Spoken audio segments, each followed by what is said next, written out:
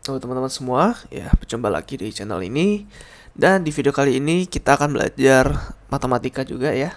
Masih di modul yang sama, Mathematics for AI dan Machine Learning. Nah, di video matematika kali ini kita akan belajar tentang distribution ya, segala hal tentang distribusi. Dan ini adalah video yang eh, mungkin cukup penting juga ya, karena kita akan pasti banyak menggunakan distribusi ini, apalagi di statistik ya. Statistik kita pasti banyak menggunakan, di machine learning nanti juga banyak menggunakan distribusi gitu ya. Meskipun mungkin ini lebih erat kaitannya dengan statistik ya, di machine learning mungkin nggak terlalu banyak dipakai, tapi ini bisa memberikan kita gambaran kira-kira gimana machine learning tapi yang di bagian statistiknya gitu ya. Oke. Jadi pertama kita akan baca tentang random variable. Jadi apa sih random variable? Jadi random variable itu sama seperti variable biasa ya, tapi biasanya dia itu berbeda-beda ya, namanya juga variable ya. Misalkan x itu adalah random variable. Nah, berarti value-nya x itu dia bisa aja random ya, mungkin antara kok dadu ya, misalkan dadu berarti random variabelnya berapa, 1, 2, 3, 4, 5, 6 gitu, 4, 5, 6 gitu ya. Nah, ini adalah contohnya discrete ya. Kenapa discrete? Karena hanya ada 1, 2, 3, 4, 5, 6, udah itu doang gitu. Saya nggak continuous, itu benar-benar random yang sampai misalkan 3,0541 berapa gitu ya. Jadi itu continuous. Continuous ada kayak koma-komanya gitu ya. Sedangkan kalau discrete itu ya number biasa seperti ini gitu. Dan biasanya teman-teman ya, random variable itu kalau x besar itu adalah kumpulan dari beberapa possible value gitu. Sedangkan kalau x kecil biasanya sih yang udah di pick ya, misalkan 3 atau berapa gitu ya. Notasinya seperti itu. Nah, terus kita baca tentang expectation. Nah, expectation adalah expected value. Jadi kalau kalian melempar dadu, expected value-nya berapa gitu. Nah, itu adalah pertanyaan yang untuk menjawab expected value gitu. Nah, contohnya kalau dadu seperti ini ya. Kita lihat contoh soal dulu. Nah, nih, let x be random variable representing the outcome. X itu bisa mengambil value dari 1 sampai 6. Setiap probability-nya 1/6 gitu. Jadi expected value-nya rumusnya seperti ini, teman-teman. Ya, jadi ini sigma itu kayak semuanya di plus ya. Jadi ini x1, i-nya kan di substitute jadi 1 ya, berarti x1 kalikan probability-nya x1 ya. Terus ditambah x2 kali probability-nya x2 dan seterusnya sampai 6 berarti ya. Nah, dengan ini maka x1 itu adalah 1 kan. Terus tambah probability-nya 1/6, terus 2 1/6, 3 1/6 dan seterusnya. Hasilnya 3,5. Berarti expected value dari kita melempar dadu adalah 3,5. Ya, sebenarnya make sense juga ya. Kenapa? Karena dari 1 ya, kan dadu ya, dari 1 sampai 6 ya. Expectednya berapa sih? Ya udah, medianya aja, tengah-tengahnya aja gitu ya. Berarti di sini 3,5. Ini juga bisa kadang dianggap sebagai rata-rata ya. Expected value itu min juga bisa.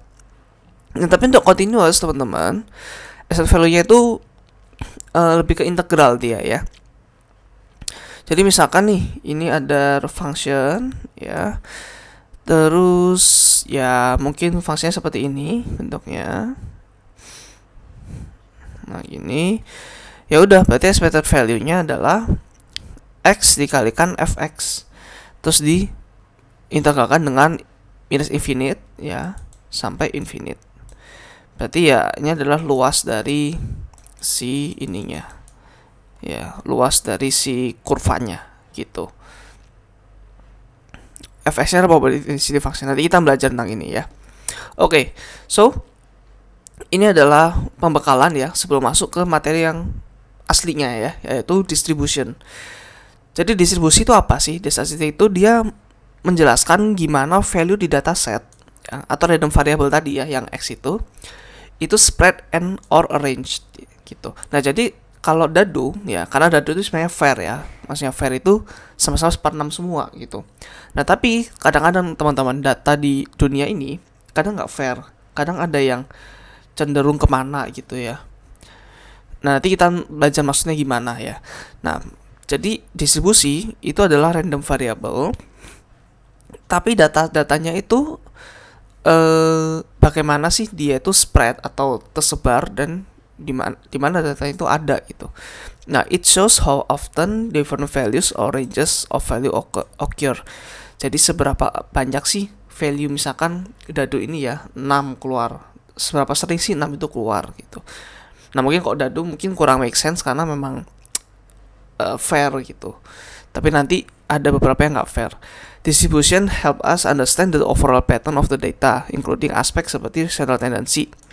Bagaimana? Ya, ini sering banget dibicarakan ya, central tendency, gimana data itu selalu tends to cluster. Nah, data itu seringkali cenderung untuk ngumpul gitu ke satu value. Terus variability, atau seberapa spread out the data is. Jadi kayak misalkan angka kemiskinan gitu ya, seberapa timpang sih angka kemiskinan gitu. Itu juga bisa dibuat distribusi, bisa digampangkan dengan distribusi data gitu. Terus juga shape-nya, bentuknya data ya, mau symmetric atau skewed. Skewed itu kayak miring gitu ya. Nanti kita belajar maksudnya gimana. Oke? Nah, terus ada beberapa tipe distribusi ya. Jadi distribusi yang pertama adalah discrete distribution. Nah, discrete distribution itu sama kayak yang tadi ya, yang apa namanya, yang dadu tuh. Jadi kayak contoh nanti tadi ya, misalkan number of head in 10 coin flip, bisa aja kan 0, 1 sampai 10 gitu. Tapi nggak ada fraction atau nggak ada koma-komanya. Nah, contohnya seperti binomial distribution, nanti kita belajar ya. Terus ada lagi namanya Poisson distribution. Terus ada lagi continuous. Continuous itu ya variable yang bisa take infinite number of possible value. Ya, jadi variabelnya itu bisa apapun, bisa ke 3,143 gitu, bisa gitu. Ya. Contohnya adalah tinggi badan. Ya, tinggi badan kan ada yang 150,1 ya. Kan nggak boleh kayak 150, 151, 152. Harus ada koma-komanya gitu. Itu bukan sesuatu yang discrete namanya, bukan sesuatu yang ya, tinggi badan orang tuh nggak tumbuhnya 1 cm langsung 1 cm gitu ya. Jadi ada koma-komanya gitu. Nah, ini beberapa yang terkenal dari normal, ada uniform, ada eksponensial, tadi ada gamma juga ya, ada beta, dan seterusnya. Kita akan belajar semuanya di video ini. Terus ada beberapa properti dari distribution. Nah, ini adalah salah satu contoh teman-teman, salah satu contoh function di distribution ya. Jadi ini adalah x, terus ini adalah fx-nya ya. Ini yang continuous ya. Jadi mean itu adalah rata-ratanya, average value of central point. Jadi mungkin di sininya ya, itu mean. Terus variance itu adalah measure how much the data point spread from the mean. Jadi variance itu kayak seberapa menyebarnya sih ini gitu ya datanya. Jadi kalau semakin menyebar, variasinya gede ya, itu dia akan semakin gendut ya secara ininya, secara kurvanya gitu. Jadi ini akan semakin lebar. Kalau variasinya kecil, dia akan lancip gitu ya. Nah, variasi ini ya berarti seberapa bervariasi datanya gitu ya. Apakah memang kalau lancip tuh berarti ya datanya akan mendekati rata-rata semua gitu. Ya, kalau gede berarti datanya itu ya mungkin rata-ratanya tetap paling tinggi ya, tapi mungkin datanya agak banyak melebar ke kiri dan ke kanan gitu. Kalau skewness itulah asimetri dari distribution. Nah, kalau seperti contoh di sini, ini simetris teman-teman. Contohnya pasti nggak simetris, nanti ada seperti ini. Ya, nanti kita lihat di gamma distribution ya. Ada yang seperti ini. Nah, ini nggak simetris. Kenapa? Karena dia itu cenderung ke kiri teman-teman. Ya, jadi min-nya itu cenderung ke kiri. Atau nanti ada lagi yang ke kanan gini. Nah, ini adalah skewness ya, left atau right. Tapi kalau seperti ini dia itu rata ya, dia tuh skewness-nya itu nggak ada gitu. Kalau yang gambar ini ya. Terus kurtosis itu berarti pickedness of distribution, atau seberapa heavy the tail, seberapa berat tailnya ya. Jadi ini adalah peak-nya ya. Jadi misalkan ya ini kurtosis yang kurang tinggi ya, berarti mungkin ini seperti yang ungu ini, tapi kalau yang biru itu kurtosisnya itu tinggi gitu. Meskipun ini mungkin sama secara variansnya ya, tapi secara fungsinya itu beda fungsinya Ya, jadi kalau kurtosisnya itu seperti ini, ya itu berarti tinggi intinya gitu. Ya, mungkin yang sering dipakai sebenarnya ini sih mean sama variance ya. Oke, so kita akan masuk dulu yang pertama, uniform distribution atau equal likelihood. Ya, distribusi yang pertama ya ada di sini. Distribusi yang paling simpel teman-teman ya, sama kayak dadu tadi gitu. Kenapa? Karena dia fair side ya. Jadi semuanya itu adil. Jadi semuanya itu 1/6. Ini adalah equal distribution atau equal likelihood. Ya. Kalau mungkin discrete gampang ya, tapi kalau continuous mungkin betulnya seperti ini gitu. Jadi misalkan X itu adalah semua bilangan ya, yang range-nya itu dari 1 sampai 10. Dimana bilangan ini adalah bilangan real, berarti ada koma-komanya di belakang integernya gitu. Nah, contohnya seperti ini. Jadi misalkan A itu 1 sampai 10 ya B-nya. Nah, berarti kurvanya adalah bentuknya seperti ini ya, fungsinya ya, aneh gitu. Jadi misalnya ini 0 ya, ini kan 1 sampai 10. Ya udah berarti bentuknya seperti ini gitu. Terus P-nya berapa? Terus ini fungsinya apa gitu ya.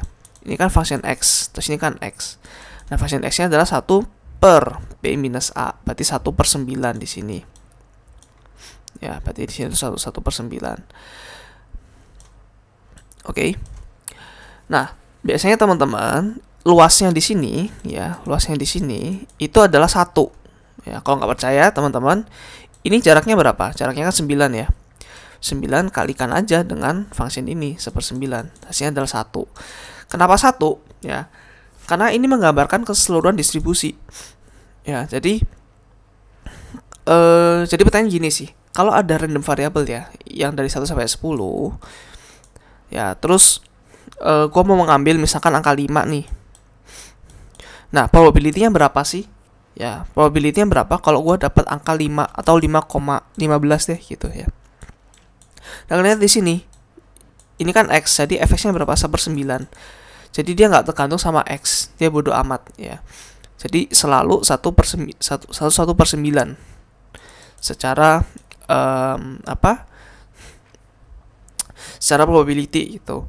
Nah, kalau maksudnya luas di sini itu maksudnya adalah dari 1 sampai 10 ya. Mungkin ini agak aneh ya kata-katanya ya. Jadi dari random variable yang 1 sampai 10 seberapa probability kalau gua mendapatkan angka dari 1 sampai 10 itu berapa? Ya 1. Maksudnya udah pasti dapat angka 1 sampai 10 itu gitu. Ya, jadi contoh sini apa sih C sama D? Misalkan nih ya 1 sampai 10, terus ini 2 sampai 5. Nah, sekarang pertanyaan adalah kalau dari angka 2 sampai 5, kira-kira berapa sih probability-nya gitu ya. Nah, kita bisa lihat dengan menggunakan rumus ini. Ya, berarti tinggal apa? 5 minus 2 yaitu 3 ya, dibagi dengan 10 minus 1 atau 9. Nah, berarti 1/3. Berarti probabilitas kalian mendapatkan angka dari 2 sampai 5 ya, kalian lihat di sini ada area ya, adalah 1/3 gitu. Ya, mungkin make sense juga kalau kalian coba gambar ya. Jadi luas ini itu kan 1/3 dari luas keseluruhan ya A sampai B gitu. Nah, kira-kira seperti itu. Ya. Tapi teman-teman, kalau misalkan ini ada dua macam approach ya. Ada approach di mana ada range ya dari 2 sampai 5. Terus ada lagi misalkan yang tadi yang gue contohin di sini ya. Ini adalah satu poin doang, satu data point doang.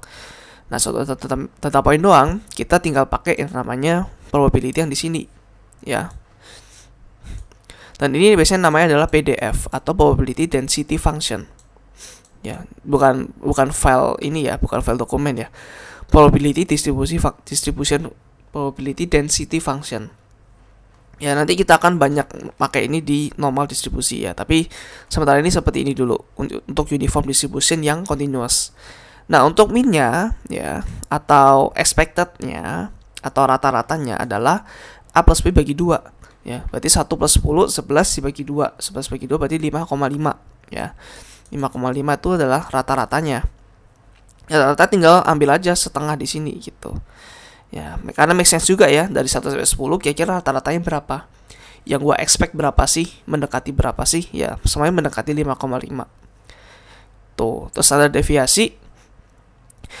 atau variance ya. Variance-nya berarti B minus A per 12 ya. Rumusnya dari mana? Dari sini, dari kanan ini ya. Nah ini turunannya ya. Harusnya sih kalian nggak perlu sampai sedalam ini, tapi nggak apa-apa, gua kasih aja ya. Jadi rumus variance ya, kalau di continuous distribution ya, itu biasanya sih bentuknya seperti ini ya. Jadi ini expected ya. Expected ketika ini adalah expected value ketika x kuadrat ya dikurangin dengan expected value dari x terus dikuadratin. Ya ini bedanya di kuadratnya aja ya, di mana gitu letaknya ya. Nah, kenapa variance di describe seperti ini ya? Karena variance kan measure spread or dispersion dari set value relative to the mean. Jadi ini merepresentasikan seberapa jauh value dari distribution dari rata-ratanya atau average-nya gitu. Nah, variance di sini tuh beda teman-teman sama kita belajarin di 2 video sebelumnya ya. Kenapa? Karena di 2 video sebelumnya variance itu berarti video sebelumnya ya. Variance itu kan berarti kayak apa ya? Penjumlahan setiap data-data dikurangin dengan rata-ratanya, terus dikuadratin kan, terus plus. Nah, itu berlaku untuk yang discrete. Untuk continuous, teman-teman. Continuous dia tuh nggak bisa seperti itu. Makanya di sini ada sebuah kayak trik gitu ya, dalam tanda kutip, bahwa seperti ini. Jadi expected value of x ya, atau ax doang ya, seperti ini. Itu adalah rata-rata dari distribusi sebenarnya ya. Ini memberikan kita center of the data ya. Jadi kalau ada distribusi, kita tahu centernya kayak tadi ya, misalkan 5,5 gitu. Tapi dia nggak kasih informasi tentang seberapa spread out sih datanya di antara rata-rata itu. Jadi kita cuma tahu misalkan distribusi tadi seperti ini. Ya, kita cuma tahu rata-ratanya nih yang di sini. Ya, tengahnya. Tapi kita nggak tahu seberapa terdistribusi sih datanya, seberapa bervariasi sih datanya gitu. Nah, makanya dengan AX aja itu nggak bisa mendapatkan informasi seperti itu.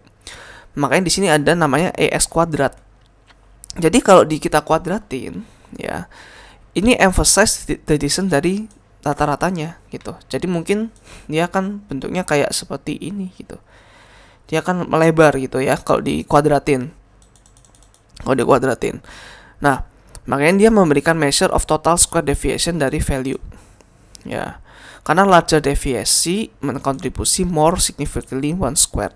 Jadi ketika dikuadratin, ya jarak ke antara datanya ke rata-ratanya akan semakin gede ya.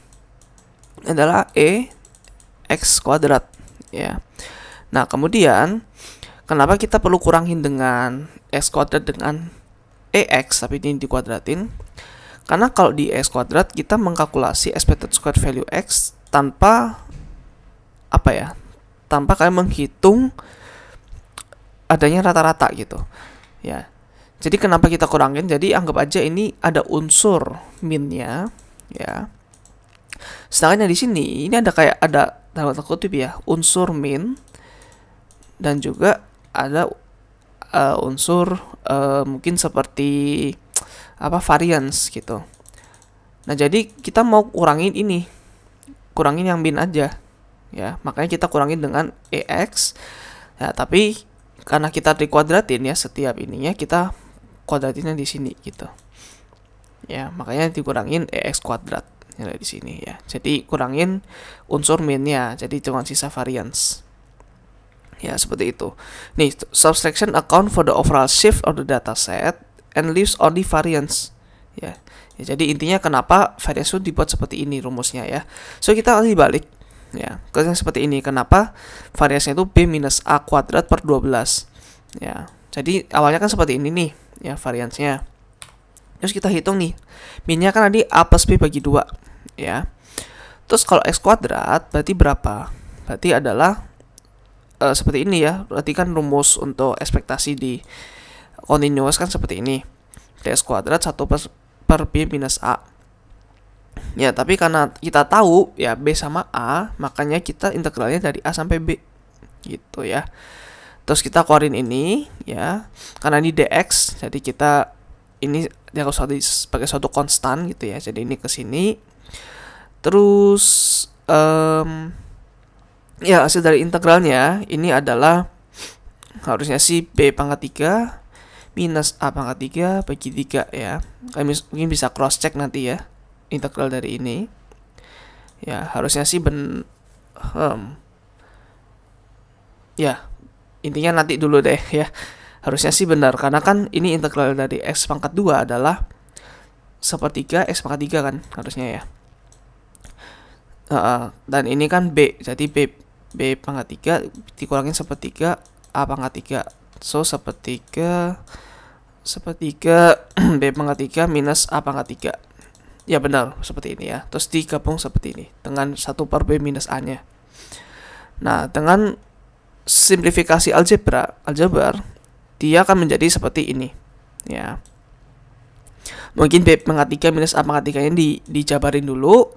Ya, terus b minus a-nya dihapus dari atasnya. Ada yang beberapa yang suku yang dihapus. Jadi seperti ini. Ya. Just trust me guys, gitu ya. Terus calculate the variance. Jadi kalian kalau udah ada x-nya sekian, terus x-nya sekian, x kuadratnya, variansnya kan seperti ini tadi. Makanya tadi seperti ini kan, untuk yang x kuadrat dikurangin tadi a plus b per 2-nya dikuadratin. Nah, jadi ternyata seperti ini teman-teman. Jadi seperti ini. Terus ini tinggal 4-nya kalikan sini, 3-nya kalikan sini, terus tinggal coret semua sukunya ya, disederhanakan, dan in the end jadi seperti ini gitu ya. Ini kan make sense ya, 3 kali 4 12 untuk menggabungkan satu fraction. Nah, jadi seperti itu buktinya ya. Kenapa standar deviasinya tuh seperti ini ya. Ini mungkin agak too much untuk kalian, I know guys ya, I know. Mungkin bisa di skip aja yang barusan itu, it's okay. Kalian nggak paham itu it's okay ya. Oke, terus kita belajar tentang ini ya, binomial distribution. Ini juga discrete ya teman-teman. Nah, apa sih binomial distribution ini? Dia adalah probability distribution yang mendeskripsikan berapa sih angka sukses di fixed number of independent Bernoulli trial. Nah, ini terlalu aneh gitu ya, tapi mungkin seperti inilah kata-katanya ya. Misalkan ada sebuah koin, ya ada sebuah koin. Ini probability-nya untuk head ya, untuk kepala itu setengah. Probability untuk tail-nya itu juga setengah. Ya. Nah, kira-kira probability misalkan ini dilempar sampai 10 kali ya, sampai 10 kali. Ini 1, ini 10. Kita mau cari probability kalau misalkan exactly ya, misalkan exactly 5 ya. Itu berapa sih gitu ya. Jadi x ini kan random variable. Random variabelnya misalkan mau 5 gitu. Mau exactly 5. Jadi berapa probability-nya untuk setiap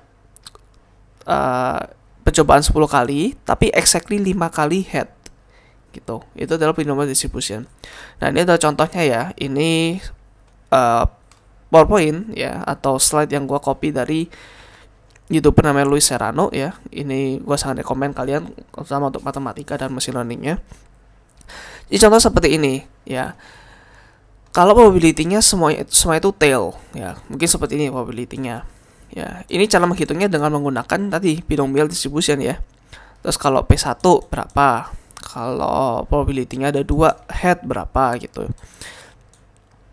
Ya, mungkin seperti itu. Ya. Jadi ini nggak bisa kalian kayak P0 oh berarti 0. P1 berarti apa? Ya, setengah kali setengah itu nggak bisa. Ya. Nggak bisa seperti itu. Kenapa? Karena head-nya itu kan nggak cuma di sini. Bisa aja P1 itu head-nya di sini. Nah, itu gimana tuh ngitungnya? Ya, susah ya kalau pakai probability biasa gitu. Terus bagi 5. Kalau 5 head, ya head-nya nggak cuma di sini doang. Bisa aja nanti head-nya di sini. Yang ini jadi tail gitu. Dan seterusnya, ya. So, itu adalah binomial distribution. Dan harus ada 2 possible outcome ya, sama sukses atau failure. Jadi nggak bisa banyak. Ya, kenapa? Karena namanya juga B ya. B itu kan 2 artinya. Jadi entah sukses atau gagal. Ya, seperti itu. Karena rumusnya pun juga nanti sukses dan gagal gitu. It's used when outcome of Israel is identical dan independent. Ya, nggak boleh saling tergantung satu sama lain.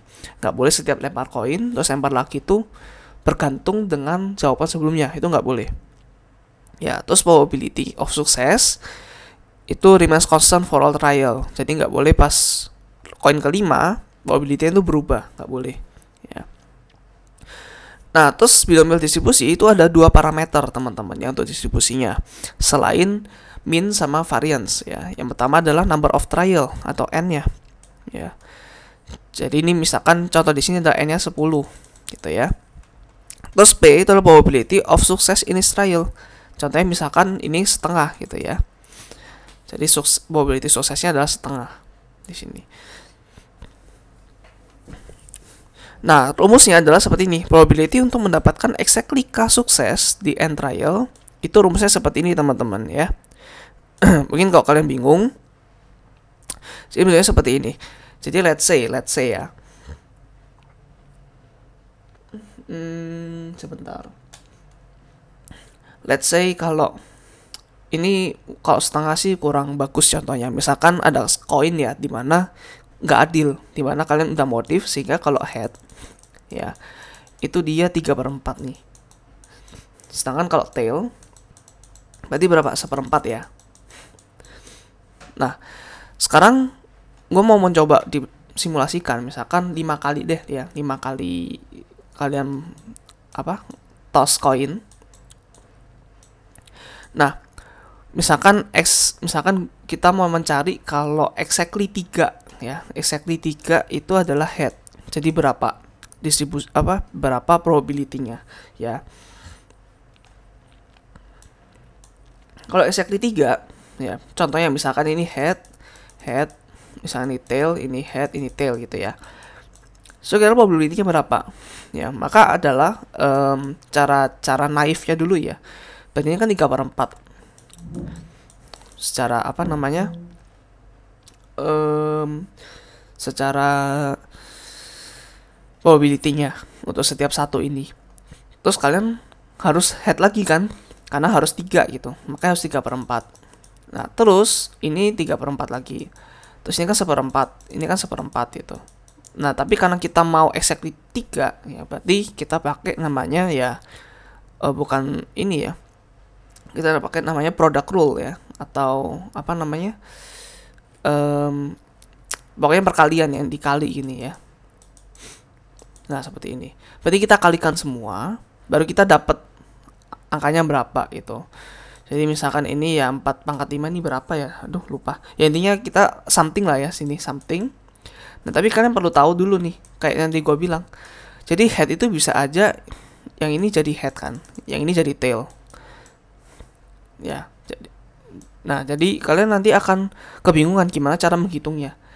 Nah oleh karena itu kita ingat ada namanya kombinasi kan ya. Jadi dari 5 koin ini ya kita mau pick 3 yang head. Ya kan? Kita mau pick 3 yang head, dan picknya pakai apa? Pakai kombinasi atau permutasi ya. Yang benar adalah pakai kombinasi, karena kita nggak peduli headnya itu ini misal H1 ini H2 ya. Kita mau tukar-tukar itu nggak peduli, sama-sama head gitu. Nah kita pakai kombinasi. Ya jadi pakai 5C3 gitu ya. Berapa gitu.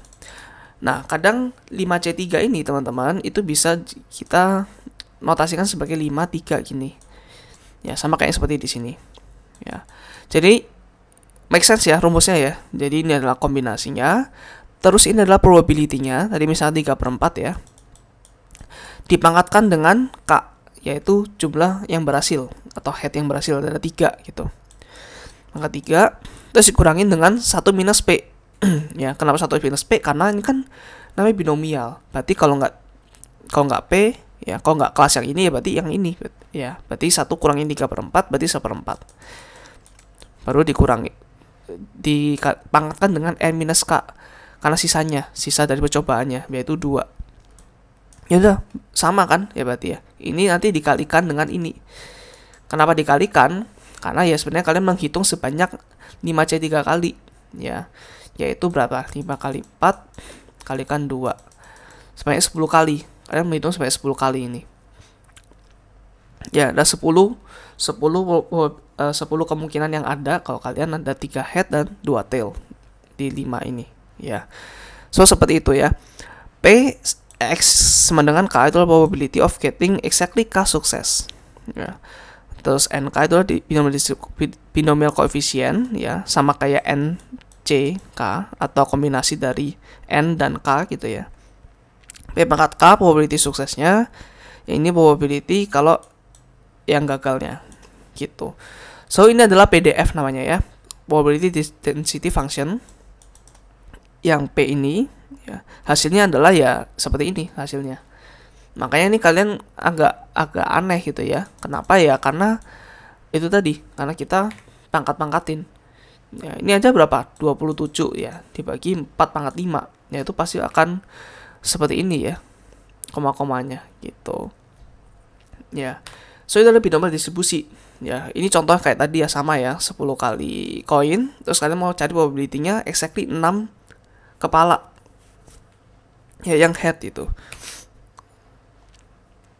Nah, terus ini adalah rata-ratanya ya. Expected value-nya atau min-nya adalah N kali P, di mana N itu jumlah percobaannya dan P itu adalah yang sukses gitu. Nah, jadi ingat ya, ini N, ini bukan K ya, karena dari jumlah percobaan kita mau rata-ratanya adalah yang sukses berapa gitu. Makanya kita carinya N kali P.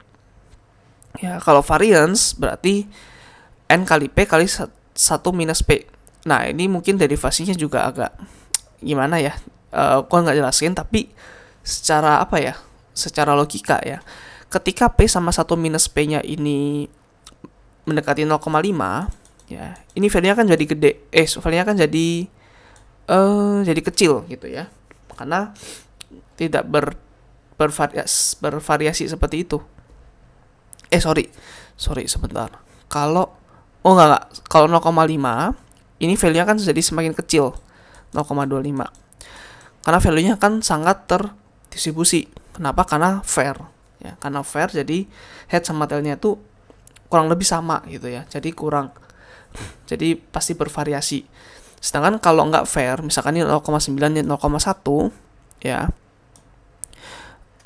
maka ini 0,09. Dimana ini kecil kan angkanya lebih kecil. Jadi dengan lebih kecil, variasinya juga akan semakin lebih kecil. Jadi lebih make sense ya. Jadi 0,5 kali 0,5 itu ternyata menggambarkan suatu bilangan yang paling besar ya. Jadi variasinya tuh jadi gede ya. Misalkan kalau nggak fair, misalkan 0,1 sama 0,1 ya, apa ya, variasinya akan semakin kecil. Kenapa? Karena itu tadi, karena kita bisa lebih predik ya, dalam tanda kutip lebih prediksi, oh ini head gitu. Nah itu probability, nah itu variasinya itu kecil kalau kalian bisa prediksi. Terus ada deviasi, tinggal kita akarkan aja gitu ya. Oh ya, ini ya penjelasannya ya, kalian bisa baca sendiri, nanti kalian bisa pause.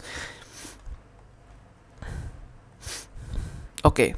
Nah, terus yang menarik teman-teman, ini adalah binomialnya ya. Kalau kalian graf, jadi ini X, ini adalah fx ya, atau tadi probability ya, probability X. Nah, kalau X-nya ya, kalau X-nya itu 5 ya, misalkan ini dalam percobaan misalkan sampai 20 lah ya ini ya. Terus kalau kalian X-nya exactly 5, kira-kira segini probability-nya ya, misalkan ini 0,01.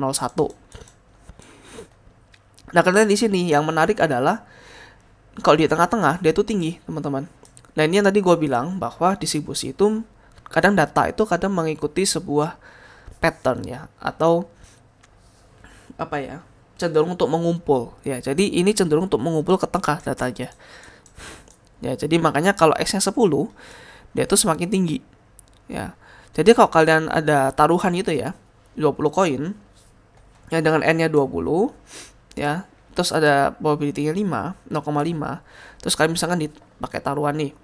Oke, kalau exactly 10 head, kalian pilih suatu angka di sampai 20.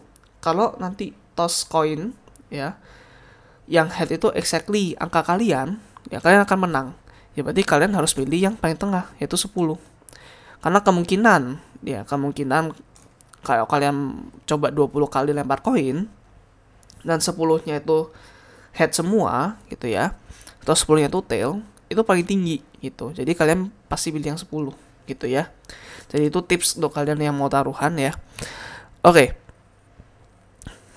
itu adalah ini adalah pengantar ya, sebenarnya pengantar dari distribusi ya. Dan ini kita masuk ke namanya central limit theorem. Ya, ini sangat berguna teman-teman ya. So central limit theorem itu adalah ini kata definisinya ya. Sorry. Ketika kalian punya sufficiently large sample size ya dari populasi, jadi kalian punya banyak sekali data dengan rata-rata yang apa? Yang finite itu yang ada gitu ya, yang terhingga dan variance. Jadi distribusi dari sampel mean-nya akan mengapproach normal to Gaussian distribution. Ya, nanti kita akan lihat maksudnya apa. Regardless of the shape of the original population distribution. Contoh seperti ini ya. Ini adalah ini adalah normal distribusi ya, di mana datanya itu berkumpul di sini. Dimana data itu berkumpul di tengah.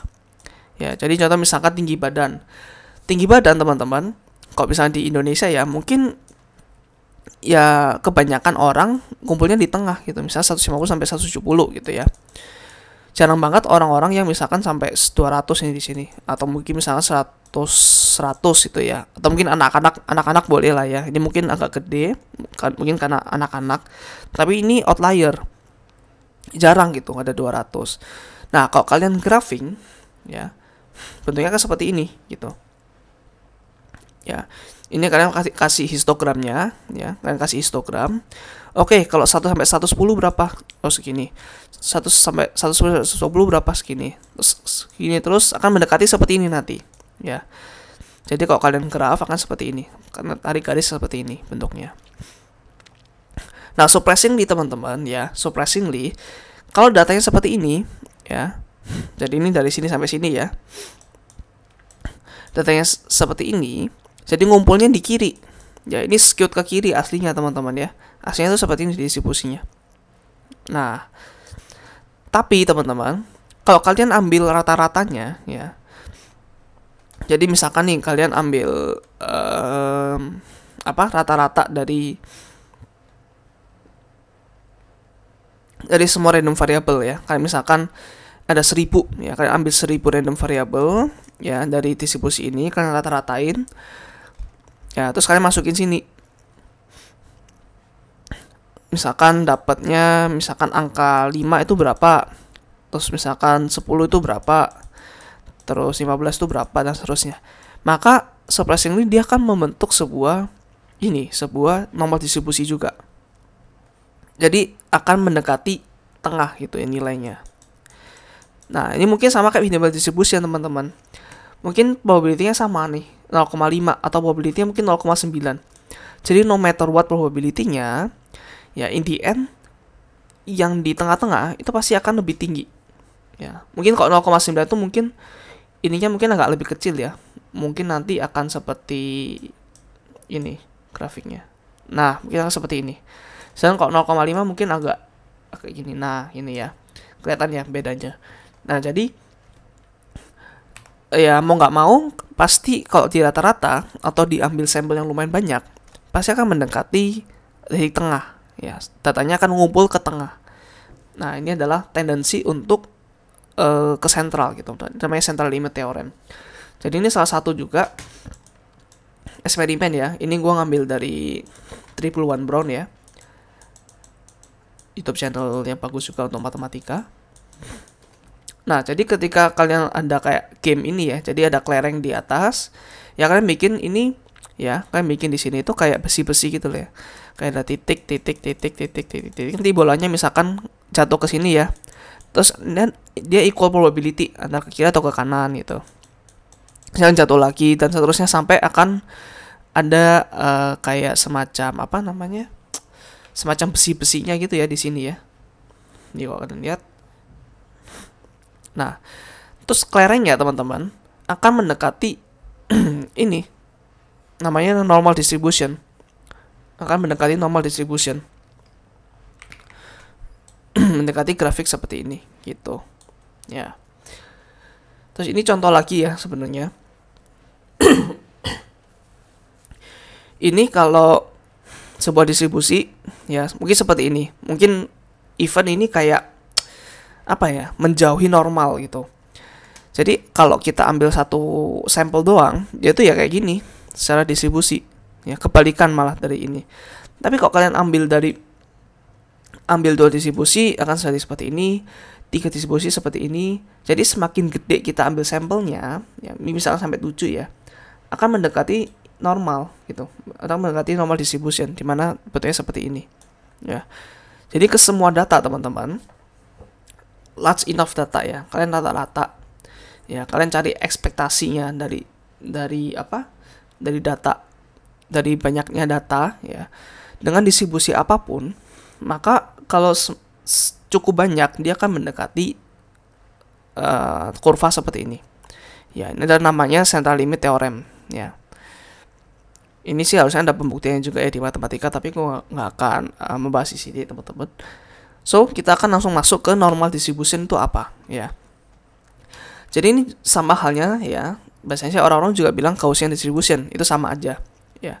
Ini adalah salah satu yang paling sering digunakan ya. Even uniform sama binomial itu agak jarang, tapi sering banget digunakan normal distribusi. Ya, ini sangat banyak dipakai ya.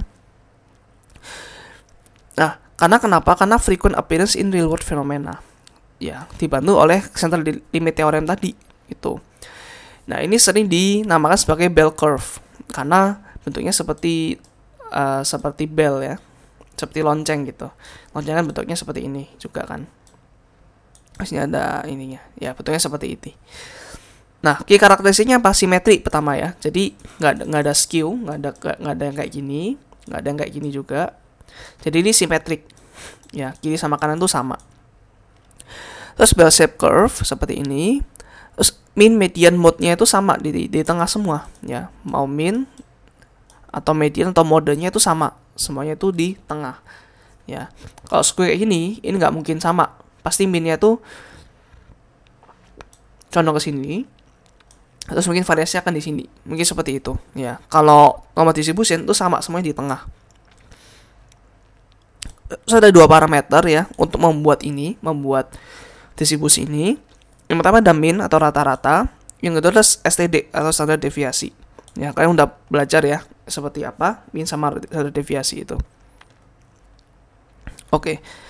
Kemudian nah, ini adalah normal distribusi, teman-teman ya. Normal distribusi itu satu lagi ya, kurva di bawahnya itu harus 1 jumlahnya. Sama kayak yang uniform tadi. Jadi semua kurva distribusi itu kurva di bawah itu harus 1, teman-teman ya. Nah, ini perbedaan normal distribution. Jadi ini karena semua luasnya itu 1 ya. Kalau ininya agak tinggi berarti ya apa? Ini agak runcing gitu ya. Karena mau nggak mau ini harus 1 secara luas.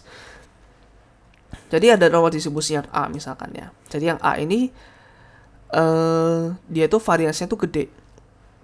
Ya, ini semuanya itu minnya sama ya, karena semuanya di tengah titik yang sama ya.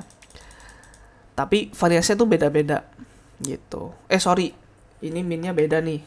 Minnya yang oranye, biru sama ungu ya, itu sama di tengah. Tapi kalau min yang hijau dia di sini, min yang kuning itu dia di sini. Terus biru, hijau sama kuning itu standar deviasi itu sama. Ya, sedangkan yang ungu, oranye itu beda, sama biru itu beda gitu ya. Jadi kurang lebih seperti ini ya bentuk normal distribution.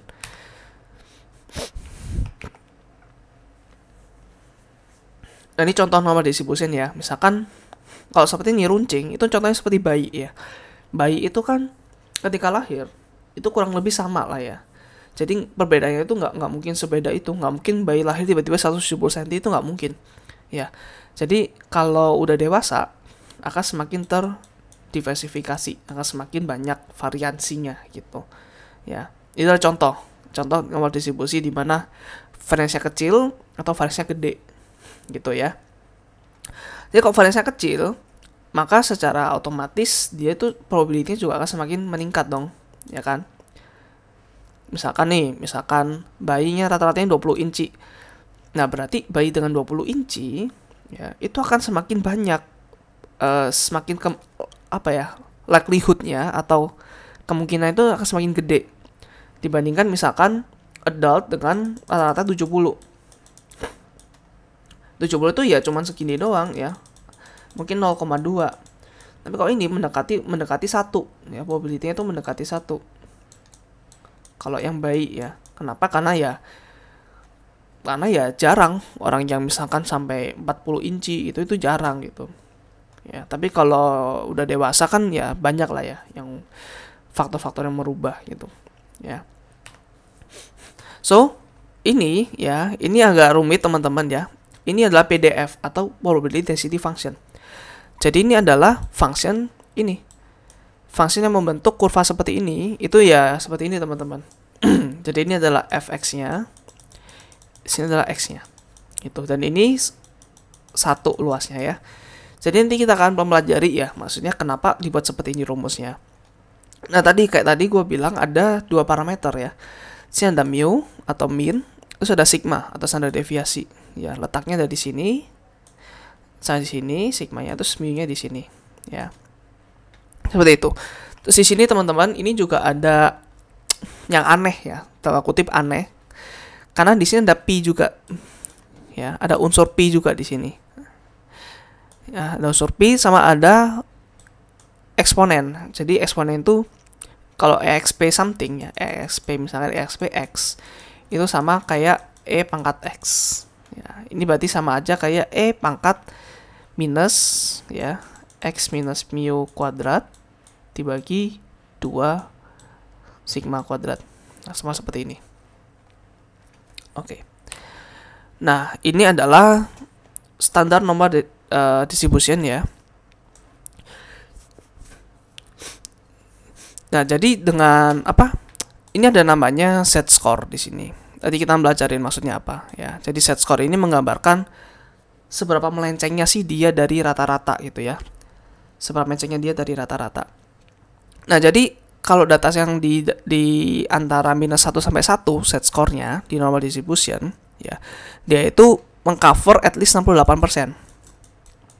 Ya. Nanti kita hitung juga gimana cara menghitung set score ya.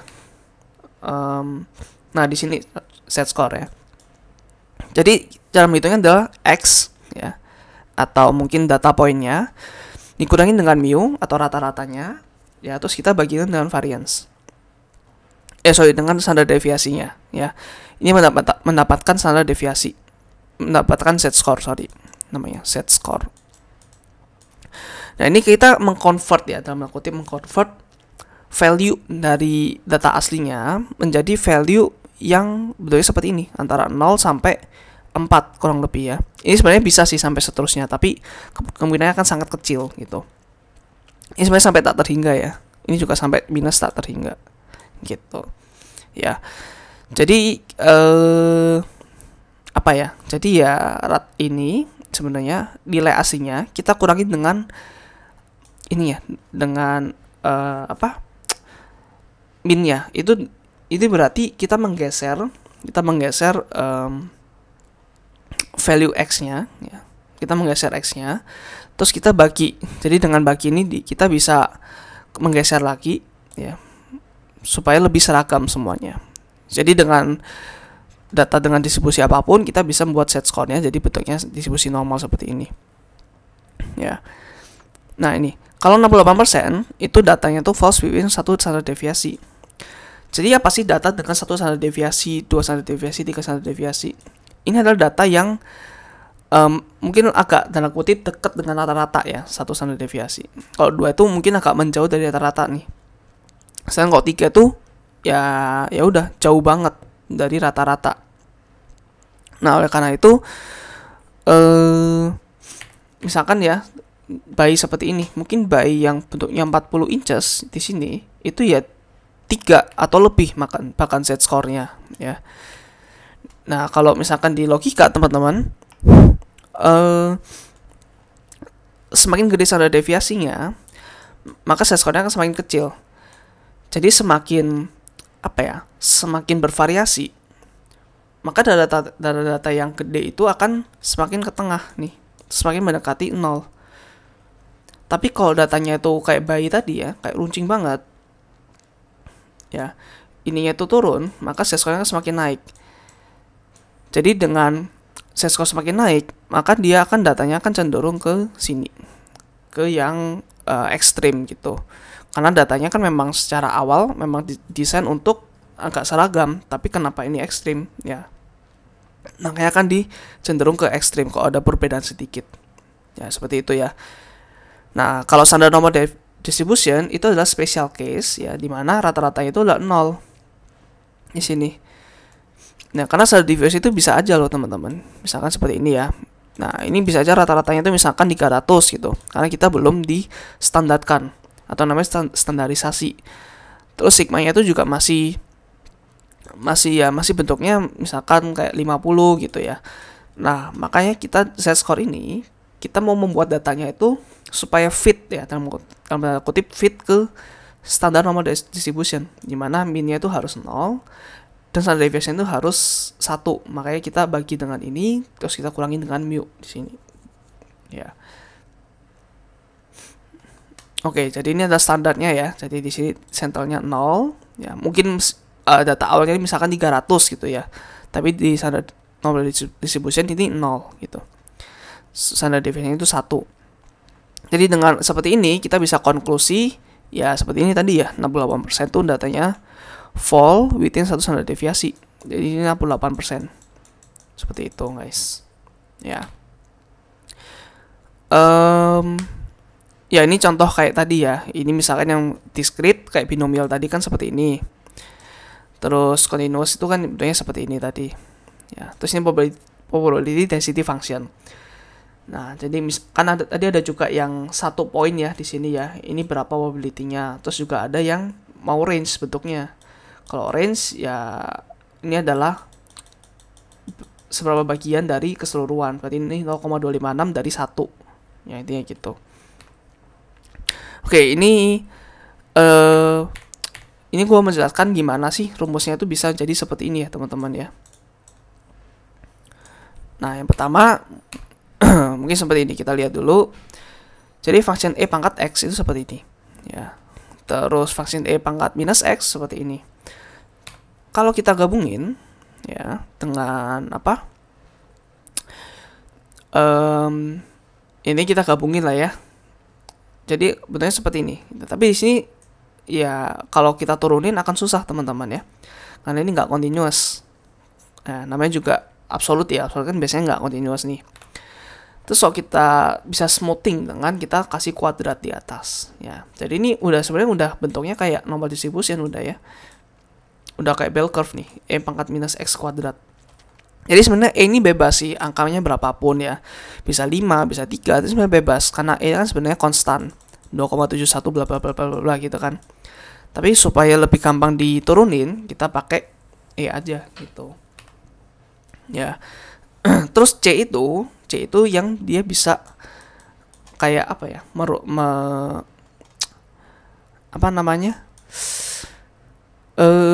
Melebarkan distribusinya atau meruncingkan distribusinya. Itu kita bisa kasih ke sebuah konstan lagi di sini nih. Gitu. Nah, tapi kan kita maunya pakai standar deviasi ya. Dimana seperti ini standar deviasinya. Dan standar deviasinya juga standar deviasi bagi 2. Ya, karena ada dua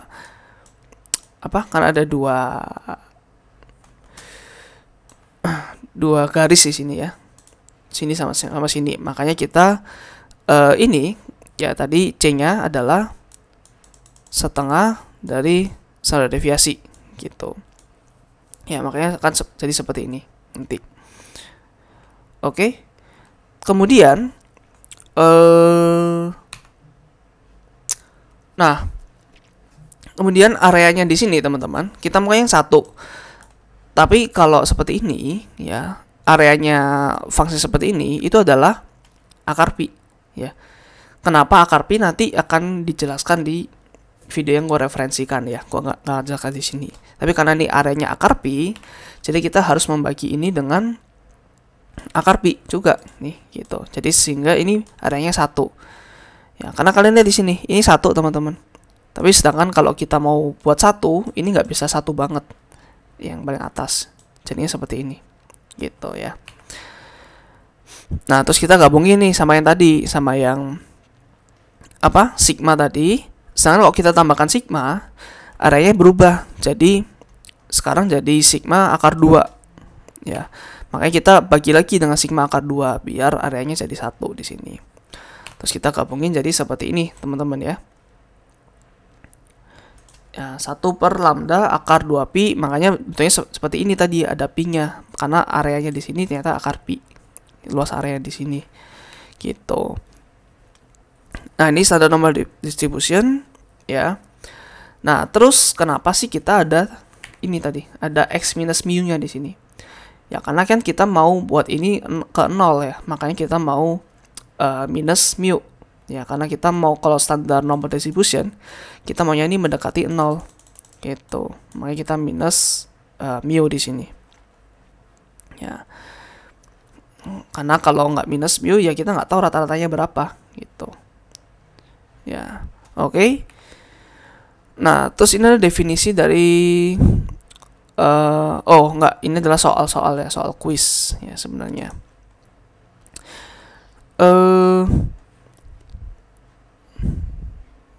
Sebentar, PDF. Nah, ini kita pakai yang ini aja ya. Sebuah mesin memproduce bolts dengan diameter yang normal distribution dengan rata-ratanya 10 mm. Terus standar deviasinya adalah 0,2 mm. Nah, persentase dari boltnya ketika punya diameter ini dan ini tuh berapa? Nah, dengan seperti ini ya, kita cari dulu set skornya dari 9,8 ini berapa. Gitu, kita cari dulu ya. Jadi set skornya itu kan X 9,8 kurangin 10 dibagi 0,2 ya. Ya, ini kebetulan minus 0,2 bagi 0,2 yaitu 1 ya, minus 1. Terus set skor kalau 10,2 berarti 10,2 minus 10 bagi 0,2 yaitu 1. Berarti kita mau mencari ya area under the curve di mana itu dia minus 1 sampai 1. Ya, kita ingat ya tadi ya, minus 1 sampai 1 kan dia berapa ya? 68%. Ya, berarti dengan soal seperti ini, ya, persentase dari bolt yang punya diameternya 9,8 sampai 10,2 adalah 68%. Seperti itu, teman-teman. Ya, tapi ini mungkin akan menimbulkan pertanyaan.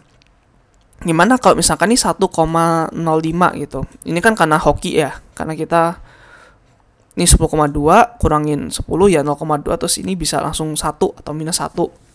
Tapi gimana misalnya ini 1,05 atau 1,10? Nah, ini kita bisa kalkulasi ya. Biasanya ada namanya table normal distribution. Kalian nggak perlu menghafal ya, kalian bisa nyontek sebenarnya dari Google ya. Jadi ini setnya nih. Ini menggambarkan misalkan setnya 0 ya, di sini ya, setnya 0 ya. Ini nanti 0,00 ya. Kita ambil dari sini. Nah, ini kan 0,5 nih distribusinya. Berarti yang dari sini sampai sini itu 0,5 gitu. Ya. Terus misalkan setnya nih dari berapa? Misalnya kita mau cari yang di sini, yang 1,35 gitu ya. Berapa sih? Nah, kita tinggal cari aja setnya 1,3 ya, tapi makanya ada 5-nya yang di sini.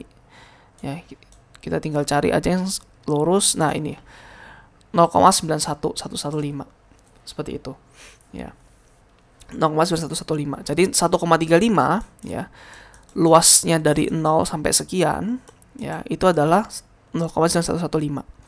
Terus gimana kalau kita mau menghitung misalnya gini ya, misalkan 1, berapa ya, 1,3 ya, minus 1,3.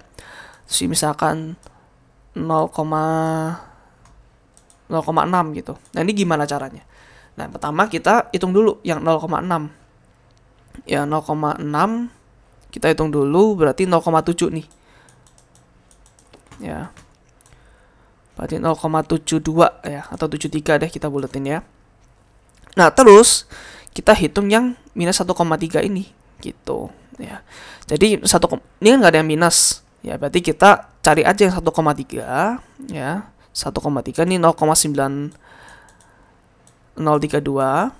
Nah, tapi ini yang positif. Kalau negatif gimana? Kalau yang negatif berarti ya kita kurangin aja dengan 0,5 gitu.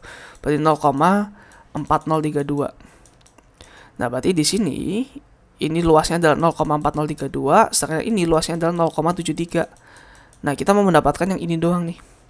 Ya kan? Berarti 0,73 dikurangi dengan 0,4032. Nah, cara menghitungnya kira-kira gitu ya. Oke, ini adalah formula derivation-nya ya. Ini video yang nanti gua mau tunjukin gimana kok bisa ada akar pi ya di luasnya. Nah, jadi di video ini teman-teman nanti akan dijelaskan kenapa harus ini rumusnya pangkat minus x pangkat 2. Kenapa nggak yang kayak gini? Karena semuanya akan membuat distribusi normal juga sebenarnya. Ya. Kenapa harus kuadrat? Gitu. Terus ada lagi kenapa areanya itu akar pi di sini. Nah, ini untuk penjelasannya ya. Penjelasannya sih ada trik ya, trik dimana kita mau bikin ini sebagai kayak ini kan distribusi normal. Kita mau bikin ini sebagai kita tambahkan satu dimensi lagi, jadi bentuknya seperti ini ya, 3 dimensi. Terus ini kan bentuknya kalian lihat ini lingkaran-lingkaran ya. That's why itu ada pi-nya gitu. Ya, ini yang bisa gue jelaskan itu ya, tapi gue gak akan terlalu detail. Yang akan nanti kunjungin video ini aja, gue akan taruh di deskripsi di bawah ya. Oke. Nah, ini contoh distribusi yang tidak normal ya, atau yang namanya skew. Skew-nya itu nggak simetrik. Jadi bisa aja mode median sama min-nya itu beda-beda nih, gitu. Maka distribusinya itu skewed kalau beda-beda ya median sama min-nya. Kalau median sama min-nya sama persis, berarti dia itu normal distribution ya. Namanya normal kenapa? Karena ya memang simetris, karena normal, dan memang banyak sekali data-data real world ya, yang bentuknya itu mendekati normal distribution, makanya namanya normal, dan mendekati central limit theorem tadi ya, gitu. Nah, sekarang kita baca tentang Poisson nih distribution. Nah, sebelum masuk ke Poisson distribution ya, kita akan coba mengerti dulu ya sebuah problem di mana Poisson distribution ini bisa menjawab gitu. Nah, let's say di sini ya, ini kita kayak ada sebuah restoran ya, atau kios atau apapun gitu ya. Nah, dia itu mau mengkalkulasikan berapa orang sih ya, berapa orang yang datang di jangka waktu tertentu, misalkan dalam 1 jam gitu. Ya, jadi contohnya seperti ini, dalam 1 jam ya. Berapa sih orang yang bakal datang gitu. Nah, itu adalah Poisson distribution ya. Jadi pertanyaan itu seperti itu. Jadi ini kayak sebenarnya kalau kalian formulasikan, ini sebenarnya mirip seperti binomial distribution teman-teman ya. Tapi ini ada jangka waktunya ya, ada time-nya. Nah, jadi kalau kalian lihat di sini, misalkan nih ya, misalkan dalam 1 jam ada 3 customer yang datang gitu. Nah, jadi kita mungkin bisa bagi 1 jam ini menjadi 10 interval gitu ya. 1, 2, 3, 4, 5, 6, 7, 10. Terus 3 customer ya, dia datang di mungkin 10 menit pertama, 6 menit pertama, terus 24 menit pertama, terus ini nggak tahu ini berapa lah ya. Nah, mungkin seperti ini gitu.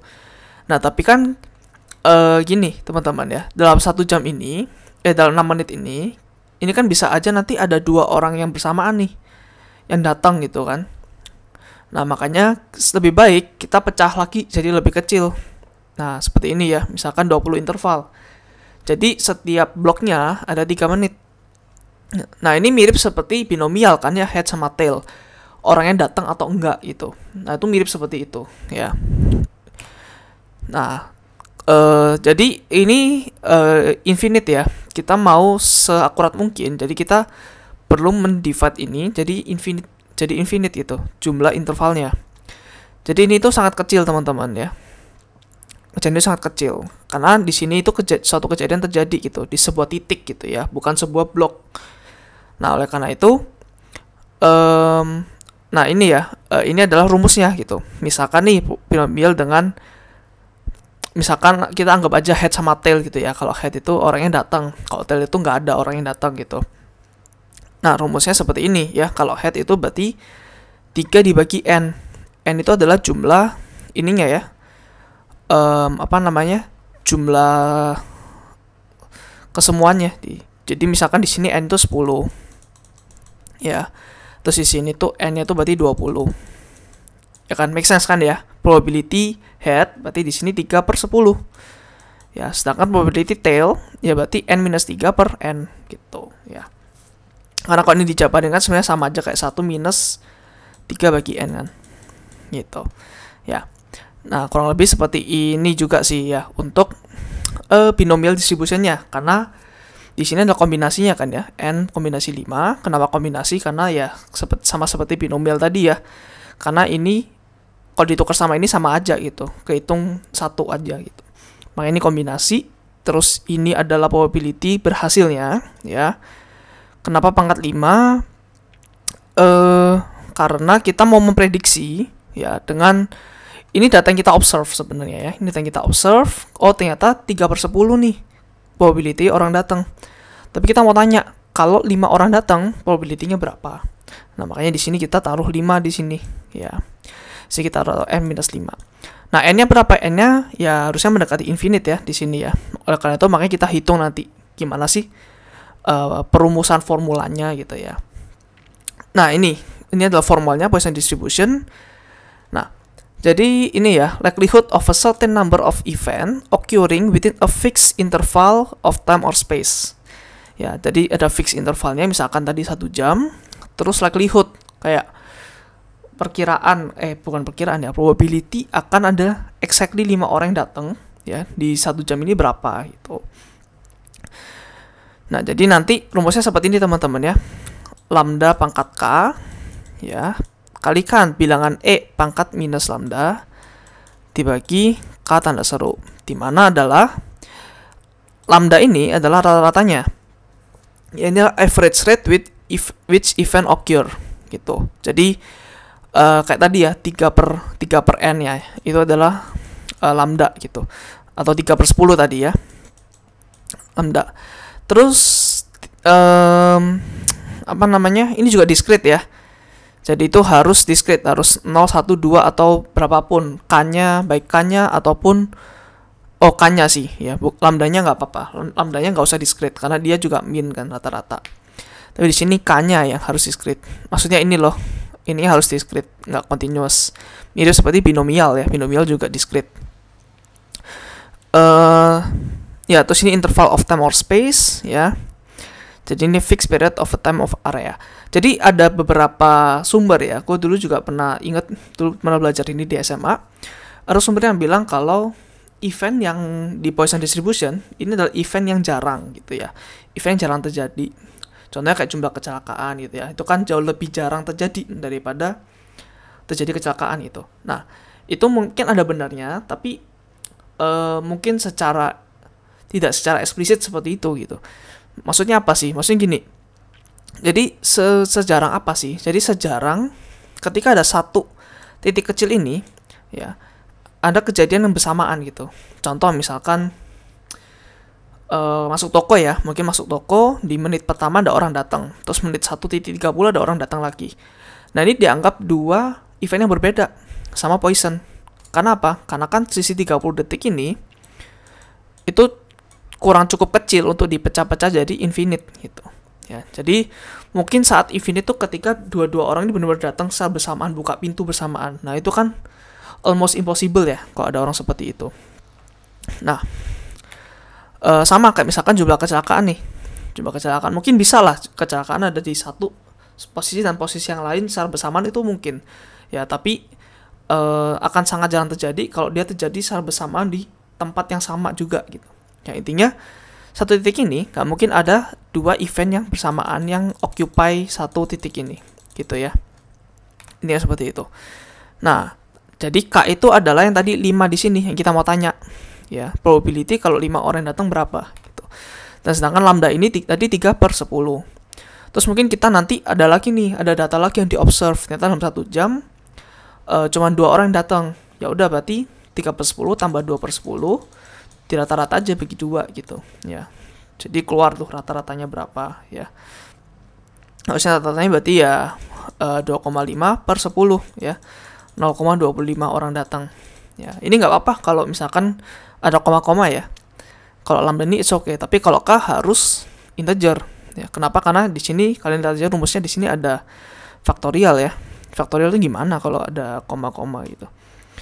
Nah, kayak ini ya. Lambda adalah average rate ya, k faktorial. Terus E itu adalah bilangan biasa gitu ya. Terus min sama variansnya sama-sama ini ya, sama-sama lambda. Nah, skewness itu, ingat ya, skewness itu yang seperti ini nih. Ya, condong ke kanan atau ke kiri. Nah, semakin banyak lambdanya, semakin gede, ya. Distribution lebih simetrik dan approach normal distribution. Ya, jadi kalau lambdanya itu semakin banyak, ya, semakin banyak kejadiannya. Makanya tadi gue bilang kan harus yang agak rare sedikit gitu. Karena semakin banyak lambdanya, bentuknya kan semakin kayak binomial distribution biasa ya. Tidak mencakup, tidak apa ya, kurang dianggap sebagai Poisson jadinya gitu. Karena Poisson memang harus dalam kutip harus agak jarang gitu ya, jarang terjadi. Lambdanya harus agak kecil supaya kelihatan skewness-nya seperti ini. Karena kita mau memanfaatkan skewness-nya ini nih. Ya. Gitu teman-teman, oke?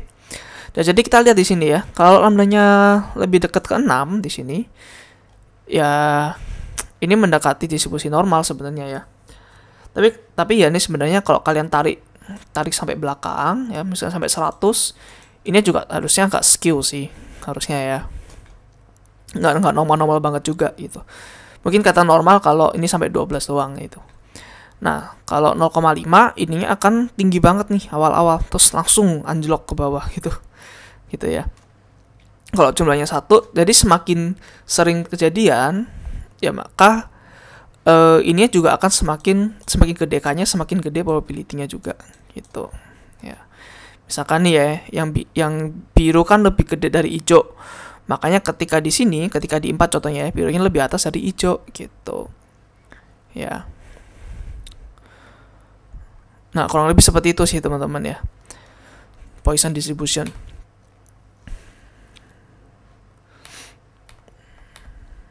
Oke. Nah, ini Poisson distribution ya digunakan untuk number of time event occur within a fixed interval. Oke. Nah, ini contoh-contohnya nih, contoh-contoh yang mengikuti Poisson distribution. Contohnya misalnya customer arrival, misalkan ada di bank, tadi di toko gitu ya, terus call center, ada orang yang nelpon, terus traffic dan lain sebagainya gitu. Nah, ini contoh yang nggak masuk ke ini, contoh yang nggak masuk ke that company occur that rarely happen. Ya, ini contoh case yang tidak Poisson ya. Tidak Poisson. Contohnya ketika ini people commuting during rush hour gitu. Jadi itu kan banyak sekali orang kejadian yang bersamaan kan.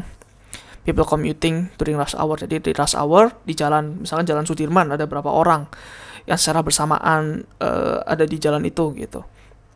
Terus stock market orders kan, begitu buka langsung banyak kan biasanya orang yang order. Ya, ketika buka bursa saham biasanya langsung banyak gitu.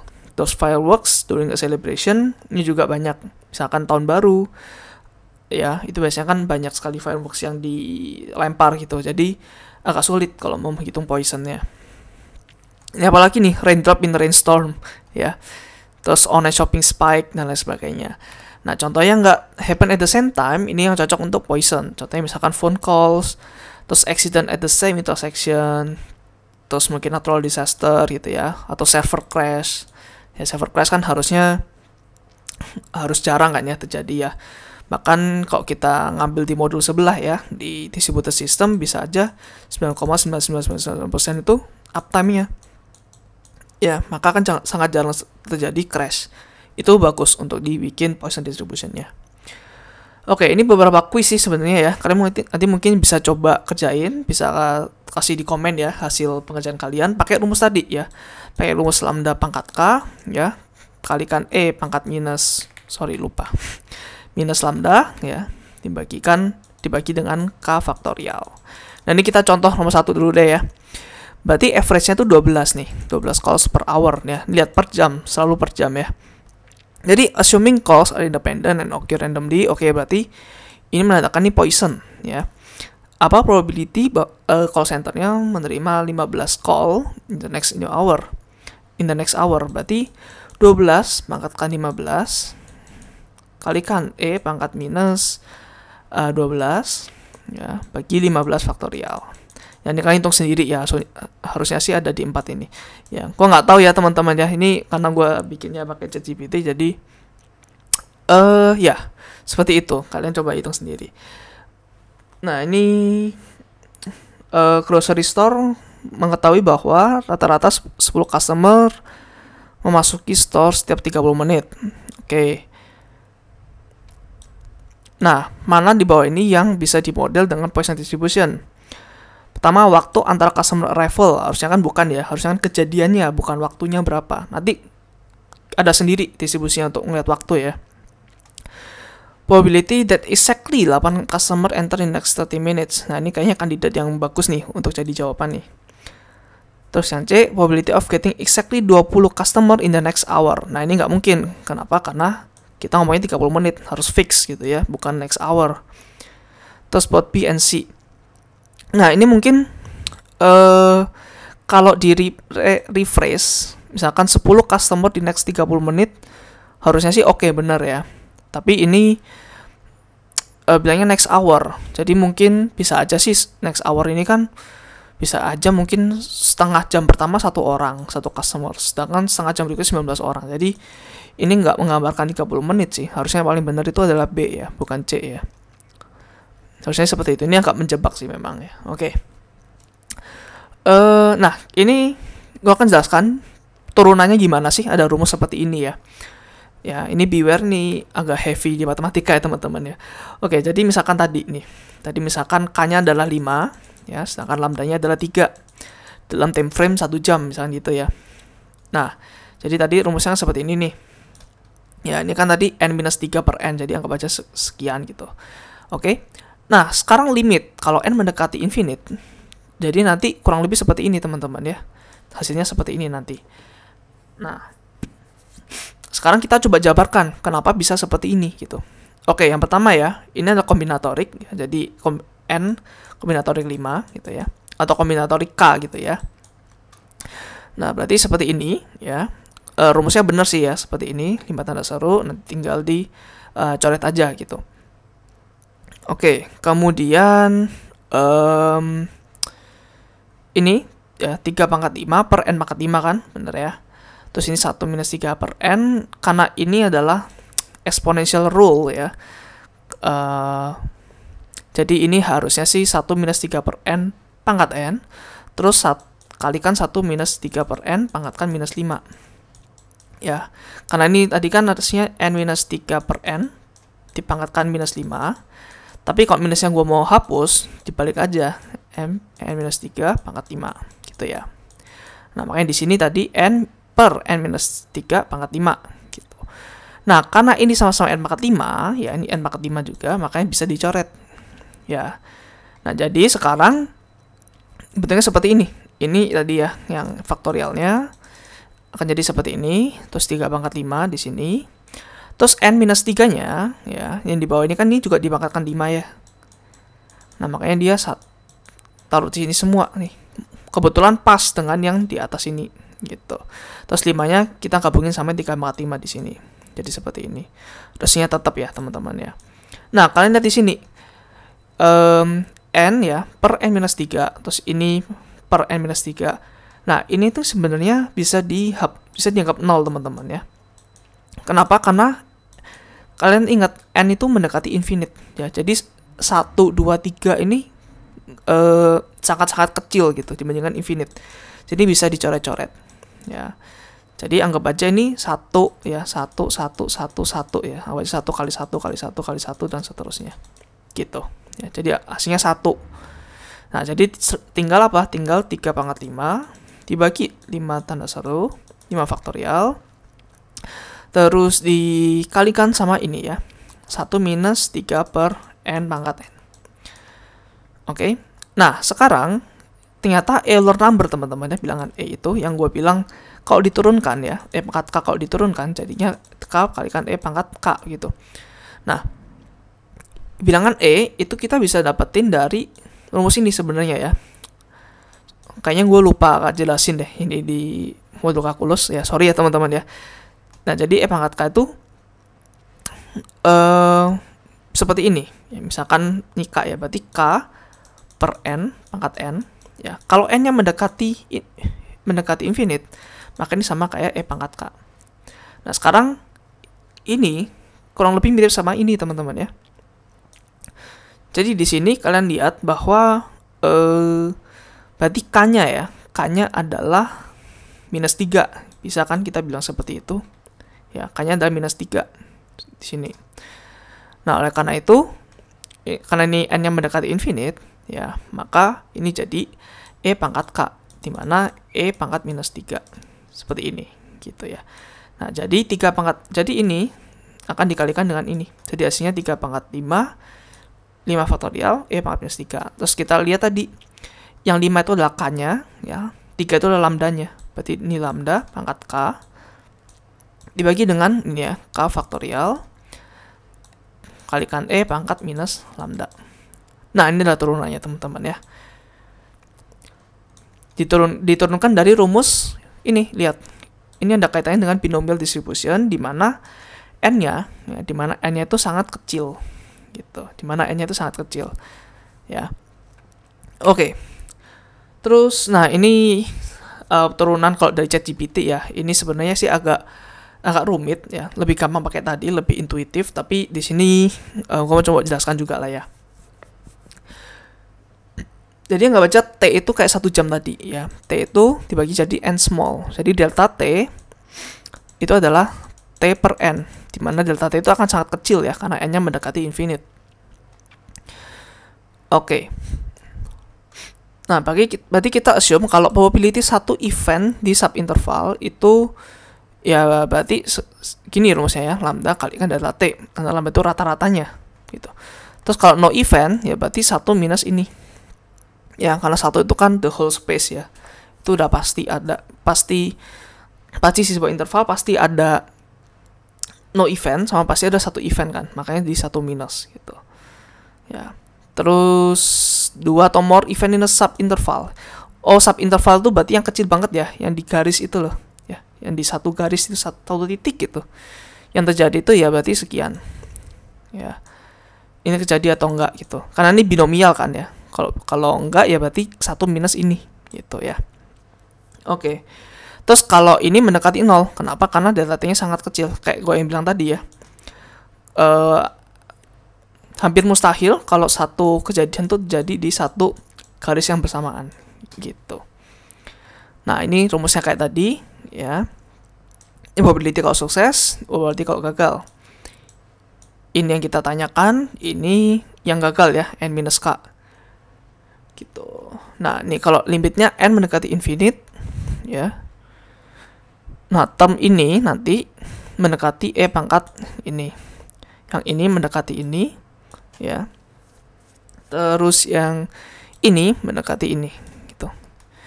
Ya, jadi nanti harusnya sih N pangkat K per K faktorial ya dikalikan dengan lambda T pangkat K terus kalikan E pangkat minus lambda kalikan T besar gitu.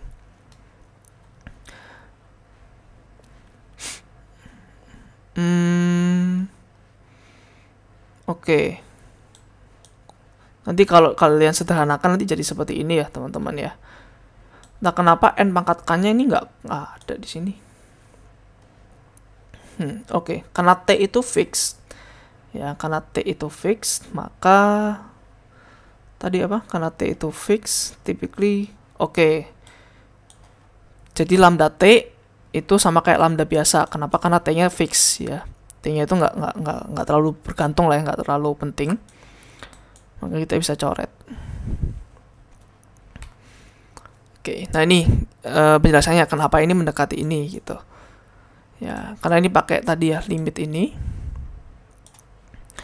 Terus kenapa ini menjadi ini? Karena rumus kombinatorik ya, kombinatorik seperti ini. Terus karena ininya mirip-mirip, ya maka jadi N pangkat K aja gitu.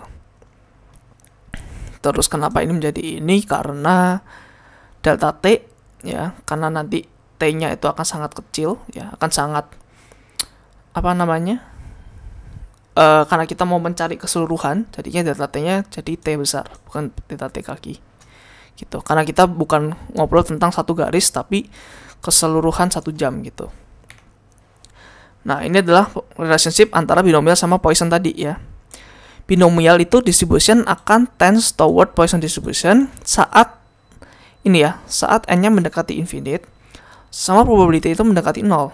Jadi agak-agak jarang terjadi gitu. Dan NP-nya stay constant atau rata-ratanya ya. Nah, Poisson distribution dengan lambda ya, atau tadi rata-ratanya itu mendekati NP atau mendekati binomial ya.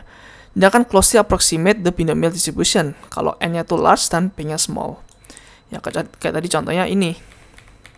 Ya, mendekati binomial ya, kalau yang seperti ini ya, yang lambdanya 6 gitu. Oke? Nah, terus kita bahas tentang exponential distribution. Nah, ini adalah continuous ya, bukan discrete. Yang digunakan untuk memodel time between events in Poisson process ya. Jadi ini yang tadi waktu antara Poisson process itu adalah namanya exponential distribution.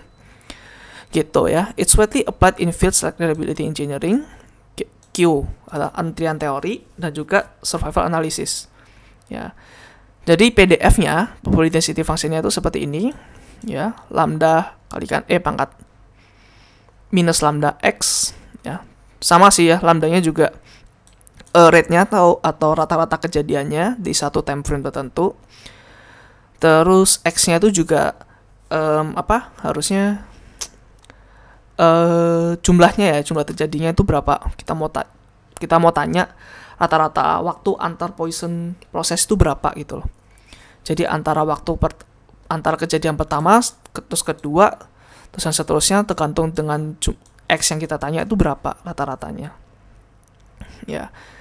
Jadi ini min ya, mean of the distribution is 1 per min-nya itu di sini 1 per lambda.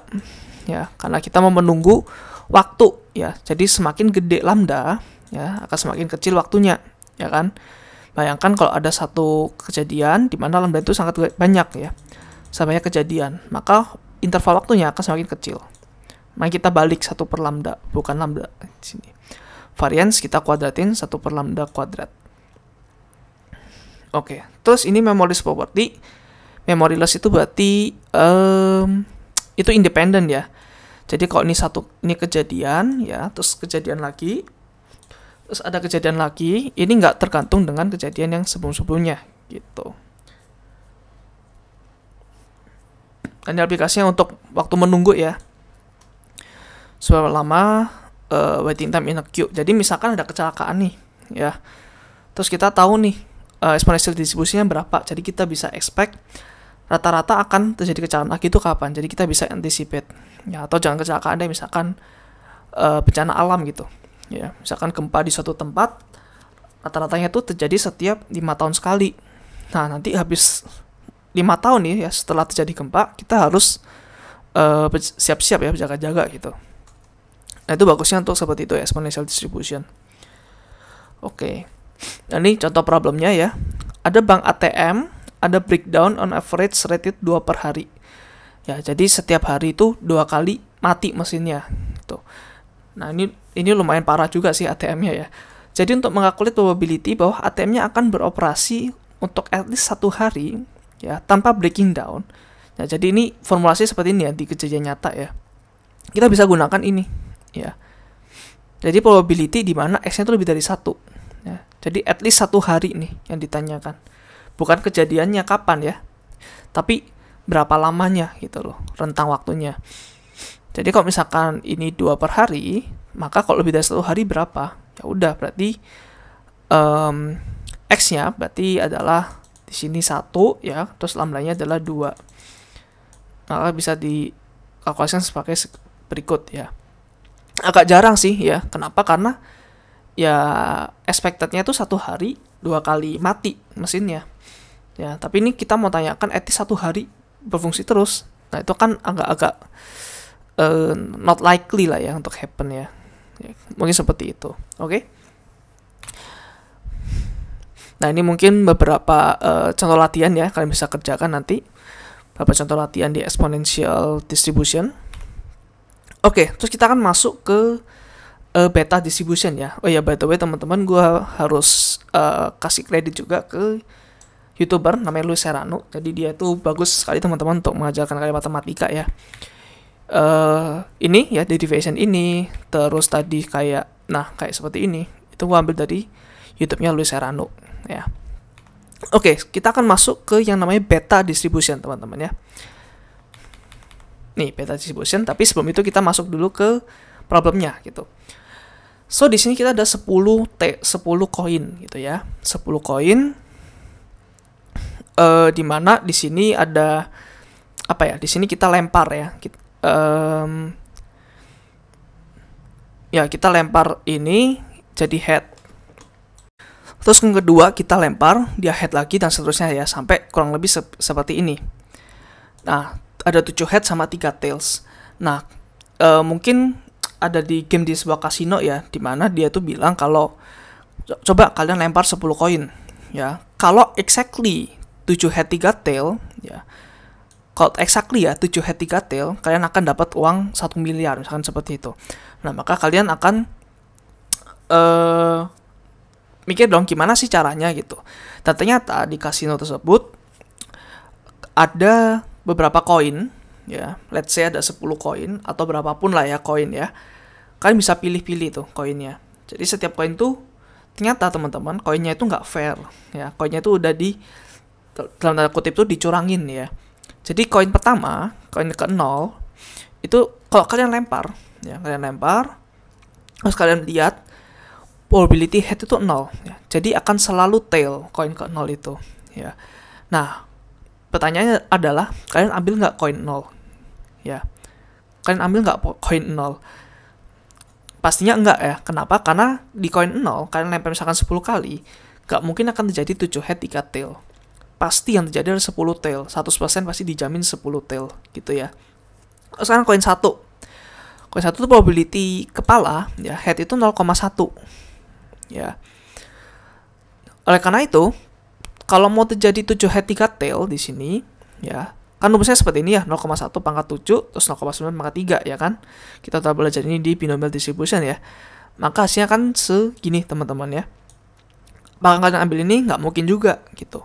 Nah, terus kalian ambil koin 2, koin 3 dan seterusnya ya. Terus kalian coba hitung probability-nya gitu. Nah, ternyata probability yang paling oke adalah koin 7 ya. Dengan probability head-nya itu 0,7 sama probability tail-nya 0,3 ya. Harusnya sebanding lah ya dengan ini ya. Kayak sebanding, tapi ini nggak very related ya. Kenapa? Karena ini yang kita tanyakan adalah exactly 7 head 3 tail. Sedangkan koin 7 ya, itu ya kita anggap aja satu koin ini loh ya.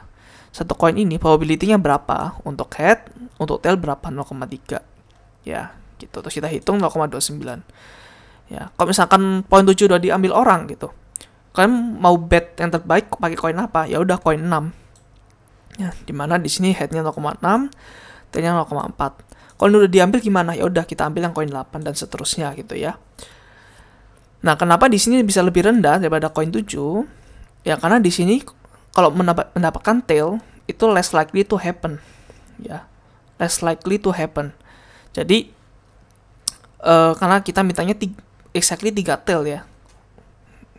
Makanya di sini agak turun nih. Kenapa? Karena ini kurang banyak ininya ya. Kurang banyak. Sekarang kita lihat koin 10. Koin 10 juga probability-nya 0. Kenapa? Karena dia nggak mungkin dapat tail satu pun ya, makanya probability-nya 0. Jadi kurang lebih seperti ini bentuknya ya. Kalau kalian tarik garis ya, kira-kira seperti ini nih garisnya, seret gitu ya. Lihat, ini ada skew ya, ini nggak normal teman-teman. Nah, kalian lihat di sini ya, ini nggak skew nih, ini skewnya ke kanan ya. Nah, jadi kalau tadi ya probability untuk head-nya 7, tail-nya 3 ya, dia akan seperti ini gitu ya. Kalau probability suksesnya 0,7, dia itu paling tinggi nih ya, likelihood-nya paling tinggi untuk mendapatkan ini gitu ya. Ini namanya likelihood teman-teman, probability of probability gitu. 7 sama 3 ya, likelihood-nya paling tinggi ya. Jadi probability distribution function PDF itu adalah namanya likelihood, mirip-mirip lah ya likelihood, dimana itu kayak eh apa ya, nilai ini yang paling possible itu berapa supaya likelihoodnya paling tinggi, supaya probability-nya paling tinggi. Ya, jadi ini probability of probability sebenarnya. Ya, karena ini kita mau cari tahu nih ininya berapa yang akan memberikan result yang paling tinggi untuk ini. Ya, intinya gitu. Ya. Nah, terus karena area di sini ya itu harus satu ya, teman-teman ya. Semua area ya di video ini ya, semua area di kurva manapun tuh harus satu kalau ditambah gitu. Apalagi continuous ya. Oleh karena itu area ya di kurva ini itu beta 8,4. Ya, jadi ini sebuah parameter tertentu dan beta itu ada rumus tertentunya ya. Gua nggak akan cover di sini karena di sini beta distribution akan gua senggol sedikit lah ya. Gua nggak akan dalam-dalam banget. Karena itu kita harus bagi dengan beta 8,4 di sini. Nah, 8,4 itu dapat dari mana? Dapat dari ini ya. 7/3-nya. Kita plusin 1. Gitu ya. Jadi rumusnya adalah seperti ini ya. PDF-nya atau probability distribution function-nya seperti ini. X pangkat A 1 minus X pangkat B. Di mana X itu adalah probability yang berhasil ya. Terus ini fungsi ya. Beta itu adalah sebuah fungsi. A plus 1, terus beta plus 1 di sini. Jadi areanya adalah 1. Under the curve, ya. Oke, terus ini adalah salah satu juga contoh ya. Jadi misalkan tadi ya, kita ambil koin yang ke-7, ya. Misalkan koin 7 nih. Terus misalkan tadi sampai koin 10 ya, misalkan koin 11. Terus ini koin 12, gitu. Nah, kalian lihat, kalau koin 7, ternyata historically ya koin 7 ini kalau kalian lempar ya dia tuh pernah dilempar sampai 10 kali doang secara historically ya. Nah, oleh karena itu probability ya untuk mendapatkan H7 sama T3 itu variansinya agak gede nih. Kalian lihat di sini ya. Karena dari betanya itu 8,4 doang. Ya. Probability head-nya sama tetap 0,7 ya. Kalau 70 sama 30 ini juga sama, probability-nya juga sama, 0,7 kan. Ini juga sama, probability-nya 0,7. Tapi dengan fungsi beta ini, kita bisa atur variansnya. Ya, jadi ini lebih ke dalam. Ya, jadi kalian lihat, kalau koin ke-11, ya, secara historiki dia diputar sebanyak 100 kali, dan head-nya 70 sama tail-nya 30, ini kalian akan semakin conviction kalian akan tinggi kalau ini benar-benar 0,7. Ya, kalau kalian 10 kali doang terus seperti ini ya. Nah, ini tuh bisa aja hoki ya, 73 doang gitu. Orang 10 kali. Nah, sekarang kalau kalian putar 100 kali dan ini pas 70-30, nah maka probability-nya akan semakin tinggi, teman-teman ya. Makanya kalau lihat di sini areanya akan semakin kecil variansnya. Which is ya, kalau area semakin kecil, ini harus semakin tinggi dong. Biar area di sini harus sama, 1 gitu. Makanya probability-nya ini semakin tinggi lagi kalau kalian dapat koin yang seperti ini gitu. Ya udah, kalau kalian ada koin 7 diambil orang lain, ya gak usah khawatir, kalian ambil koin 11 atau even koin 12. Koin 12 ini 700 sama 300 ya. Jadi kalian lihat di sini, beta 701 sama 301, ininya kecil banget. Ya, jadi untuk menyimpang dari 0,7 ini akan sangat jarang terjadi. Ya, oleh karena itu kalian ambil yang koin 12 di kasinonya. Kalian udah pasti dijamin hampir menang lah ya untuk dapetin uang 1M tadi. Ya. Jadi seperti itu ya teman-teman, beta distribution. Biasanya sih untuk yang nggak tahu ya, mungkin dipakai juga di kasino atau nggak tahu, mungkin kalian nanti pilih mesin mana nih yang paling oke gitu ya. Kalian main mesin mana yang paling oke. Atau mungkin mainan mesin di Thomson ya, yang ambil boneka itu. Kalian lihat mesin mana yang secara historically ambil yang paling banyak gitu. Ya, tapi kayaknya nggak masuk deh, karena ini kan harus exactly 7 sama 3 gitu ya. Kayaknya nggak ada deh mesin-mesin di Thomson yang seperti itu. Harusnya di kasino mungkin ada lah ya. Oke, nah ini mungkin formalnya ya, kalau kita ChatGPT ini ya formalitas dari rumusnya ini mungkin dibalik ya. Ini kan alfa beta yang di sini, tapi di sini alfa minus 1, ini beta minus 1 yang di sini. Gitu ya. Tadi alfa roughly correspond to the number of success. Beta number of failure gitu. Higher alpha shift to distribution toward 1. Kalau higher beta berarti toward 0. Terus nah ini macam-macam alpha sama betanya. Jadi di sini ada dua parameter ya, sama kayak normal distribution, ada lambda sama ada sigma gitu. Ini alpha sama beta di sini ya. Oke, minnya ini ya, alpha per alpha plus beta ya. Sorry teman-teman, ini kok terlalu kecil. Terus variansnya alpha kali beta dibagi alpha plus beta kuadrat dikalikan dengan alpha plus beta plus 1 di sini. Ya, seperti itu ya. Oke, next gamma distribution ya. Ini to be honest agak sulit dicari ya, tapi ya gua tambahkan aja untuk sebagai knowledge saja ya. Dan ini gua ambil dari YouTube ini teman-teman. Gua akan taruh di deskripsi nanti ya. Oke, jadi gamma distribution itu dia menggambarkan berapa lama kita harus menunggu ya sampai event ke n itu terjadi. Ya, jadi sama kayak tadi ya, misalkan ada event. Misalkan kita mau cari nih, gua mau tunggu sampai event kelima, ya. Kira-kira gua harus tunggu berapa lama gitu. Contoh kalian ngantri nasi goreng gitu ya, ada 10 orang ngantri gitu, kalian urutan ke 10, ya. Terus kalian mikir, kira-kira gua harus nunggu berapa lama ya supaya urutan ke 10 ini dipanggil gitu. Misalkan kalian ke restoran deh yang waiting list gitu ya, kalian di urutan ke 60 dan sekarang udah masih di 30. Nah, kalian kan kalau nanya mas-masnya atau mbak-mbaknya ya, masnya kira-kira berapa lama nih untuk nunggu, ya kan dia bingung. Oh, kita nggak bisa nentuin kak, karena apa? Karena nggak dijamin ya orang di dalam, jadi tergantung. Nah, tapi kalian bisa lah formulasi matematika dengan ini, kalian nggak perlu tanya lagi, kalian tinggal hitung aja gitu ya.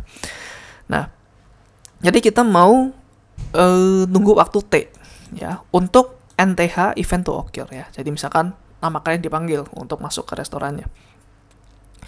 Jadi untuk gamma distribution T ya is the random variable. Ya, T itu random variable.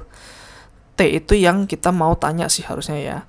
Nah, ini berarti kita perlu n-1 event untuk terjadi ya di dalam waktu T kecil. Gitu. Jadi probability T ini, T besar itu berarti kita mau nunggu berapa lama ya. Ini yang kita tanyakan. Nah, T kecil ini yang udah pasti gitu ya. Oke. Nah, ini kan T lebih besar dari T. T besar lebih besar daripada T kecil gitu. Nah, karena itu 1 minus ini harus terjadi di T kecil ini gitu. Ya, jadi ini probability kalau exactly ya 0 event terjadi di T kecil, misalkan T kecil itu 1 jam lah ya. Oh, berarti ini gini, berarti ini kita mau mencari probability kalau misalkan waktu nunggu kita itu lebih dari 1 jam itu berapa gitu ya, berarti ya. Nah, ini anggap aja T itu 1 jam T kecil ya. Udah berarti 1 minus probability kalau 0 kejadian terjadi di dalam 1 jam ini ya. Misalkan 1 jam ini nggak ada orang dipanggil ke resto nih, atau exactly 1 orang dipanggil ke resto ya, dan seterusnya sampai tadi kalau misalkan urutan ke 60 berarti sampai urutan ke 59 gitu ya. Oke. Next berarti seperti ini ya tadi ya, events in T. Nah, sekarang kita perlu sum up the probability of having 0 to n-1 event gitu ya, menggunakan tadi Poisson ya. Karena tadi kan 1 gini ya kan, harusnya pakai Poisson dong. Oleh karena itu 1 minus ya, ini kalian looping ya, atau jumlah terus ya, pakai sigma summation ya. Jadi kalau exactly 0 berapa, exactly 1 berapa di T yang udah di constraint dari awal, misalkan 1 jam gitu ya. Udah berarti ketahuan eventnya berapa gitu ya, probability kalau kalian nunggu lebih dari 1 jam itu berapa ya. Jadi ini tips juga ya, kalau kalian menghitung terus probability lebih dari 1 jam, misalkan probability lebih dari 1 jam itu misalkan 0,8 ya, jadi most likely happen ya kalau kalian tunggu itu lebih dari 1 jam. Nah, itu ya Ya nggak tahu ya, kalian mau atau enggak nih. Karena probability-nya untuk lebih dari 1 jam kalian nunggu itu gede loh. Gitu. Ya, oleh karena itu N di sini adalah number of event. Ya. T itu ya periodnya tadi ya 1 jam gitu. Dengan rata-rata parameter lambda. Ya. Jadi kalian lihat di sini ada 3 parameter ya. Ada N. N itu berarti kalian urutan keberapa ya. Kalau mau menunggu sampai event keberapa.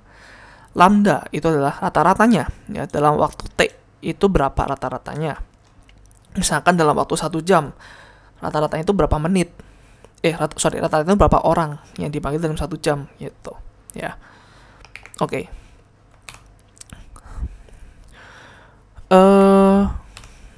Ya. Terus yang di atas itu adalah CDF atau Cumulative Distribution Function. Jadi apa sih itu? Jadi gini ya, tadi misalkan ada kurva seperti ini. Saya distribusi normal lah ya. Nah, kalau kalian mau menghitung area ini sampai sini itu berapa probability-nya?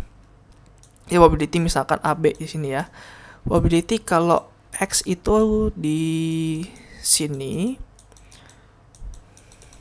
Nah, ini kan seperti ini ya. Ini adalah CDF ya, atau Cumulative Distribution Function. Tapi kalau exactly di sini ya, di C gitu ya. Exactly di C.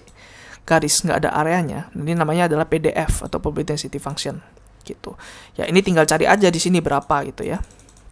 Nggak I-nya, ya ini PX-nya berapa, PC-nya berapa gitu. Ya, oke. Nah kalian mau mencari PDF-nya bukan CDF-nya. Ya oleh karena itu kita perlu differentiate CDF-nya yang ini with respect to T. Ya jadi ini tuh berarti kayak fungsi integral ya. Ini kayak fungsi integral ya, seperti ini. Tapi kita mau turunin balik, kita mau balikin ya. Jadi yang aslinya luas kita mau balikin jadi sebuah satu dimensi doang ya. Makanya kita perlu turunin. Ya, kita perlu reverse ya with respect to T.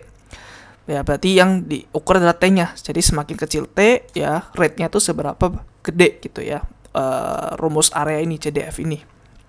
Itu jadi kalau kalian turunin ini semuanya ya, harusnya ini doang sih ya.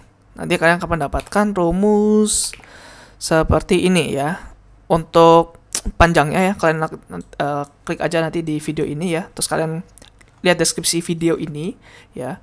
Terus kalian coba cari ya. Kalau kalian penasaran banget, tapi kalau kalian nggak mau penasaran ya udah ini ya, ini adalah rumusnya gitu. Ya jadi di sini ada lambda itu rata-rata terjadi di time frame tertentu ya, event terjadinya. Saya juga T itu mau berapa, misalkan 1 jam tadi ya. Terus N ini urutan keberapa, number of event you're waiting for. Ya seperti ini ya. Oke. Kenapa namanya gamma ya? Karena function ini itu namanya sebenarnya gamma teman-teman ya. Ini adalah gamma function. Jadi N-1 faktorial gamma function. Nah jadi some sources ya, beberapa sumber dia tuh substitute ini ke gamma function ya. Jadi ini kayaknya gamma yang huruf besar deh ya di bahasa Yunani gitu ya. Oke. Nah ini ada beberapa definisi ya, ada juga yang seperti ini definisinya ya, ada yang X pangkat K-1 bla bla bla bla. Ini harusnya mirip-mirip lah ya sama kayak ini gitu. Ya, oke, so that's it teman-teman untuk video kali ini ya. Video kali ini kita bahas banyak banget ya tentang distribution. Ya, kita tadi belajar apa aja ya. Gue coba rangkumin ya. Random variable pertama. Ya, jadi random variable itu apa ya? Variabel yang bisa berubah-ubah ya, tergantung distribusinya nanti ya. Terus ada ekspektasi. Ekspektasi itu biasanya identik dengan rata-rata atau mean, atau ekspektasi sebuah event terjadi itu berapa sih gitu. Misalkan kalau dadu 1 sampai 6 berarti ya rata-ratanya 3,5 ekspektasinya. Terus distribution kita belajar ya, discrete sama continuous, terus propertinya apa aja, ada mean, variance, skewness, kurtosis dan lain sebagainya. Terus yang pertama yang paling basic ya, ada uniform distribution ya, ada yang discrete sama continuous juga. Terus kita belajar gimana sih cara mencari expectation, variance, dan lain sebagainya. Terus kita belajar binomial yang discrete ya, dimana ya kita pakai combinatoric function. Terus ada juga probability of success, probability of gagal, kita hitung-hitung berapa gitu ya. Terus ini ternyata mendekati normal distribution ternyata ya, binomial distribution ini. Terus kita belajar tentang central limit theorem, dimana data dengan distribusi apapun, kok kalian ambil rata-ratanya dengan data yang lumayan banyak kalian ambil, selalu mendekati normal distribution. That's why normal distribution itu sangat banyak ditemukan di dunia nyata, teman-teman ya. Ini yang paling banyak dipakai nanti oleh kalian. Jadi, kalau kalian nggak tahu yang lain-lain, it's okay. Yang penting normal distribution kalian katam gitu ya. Dan ini adalah PDF-nya, probability distributive function-nya. Ya, makanya di sini gue paling banyak slide-nya ya. Gue akan taruh banyak emphasis ke sini. Kan harus tahu apa itu average, apa itu standard deviation dari normal distribution gitu. Dan kalian harus tahu juga standar normal distribution ini gimana cara ngitungnya, terus set score itu apa, ya. Terus gimana sih penurunan ya dari function PDF dari sini gitu. Terus ini gimana cara kalian ngitung probability-nya gitu ya, pakai tabel ya, kalian nggak bisa hitung manual karena ada banyak yang sulit ya kita kalian hitung, misalkan ada pi ya, ada akar, terus bahkan ada kayak bilangan Euler-nya dan lain sebagainya. Terus forward derivation-nya juga.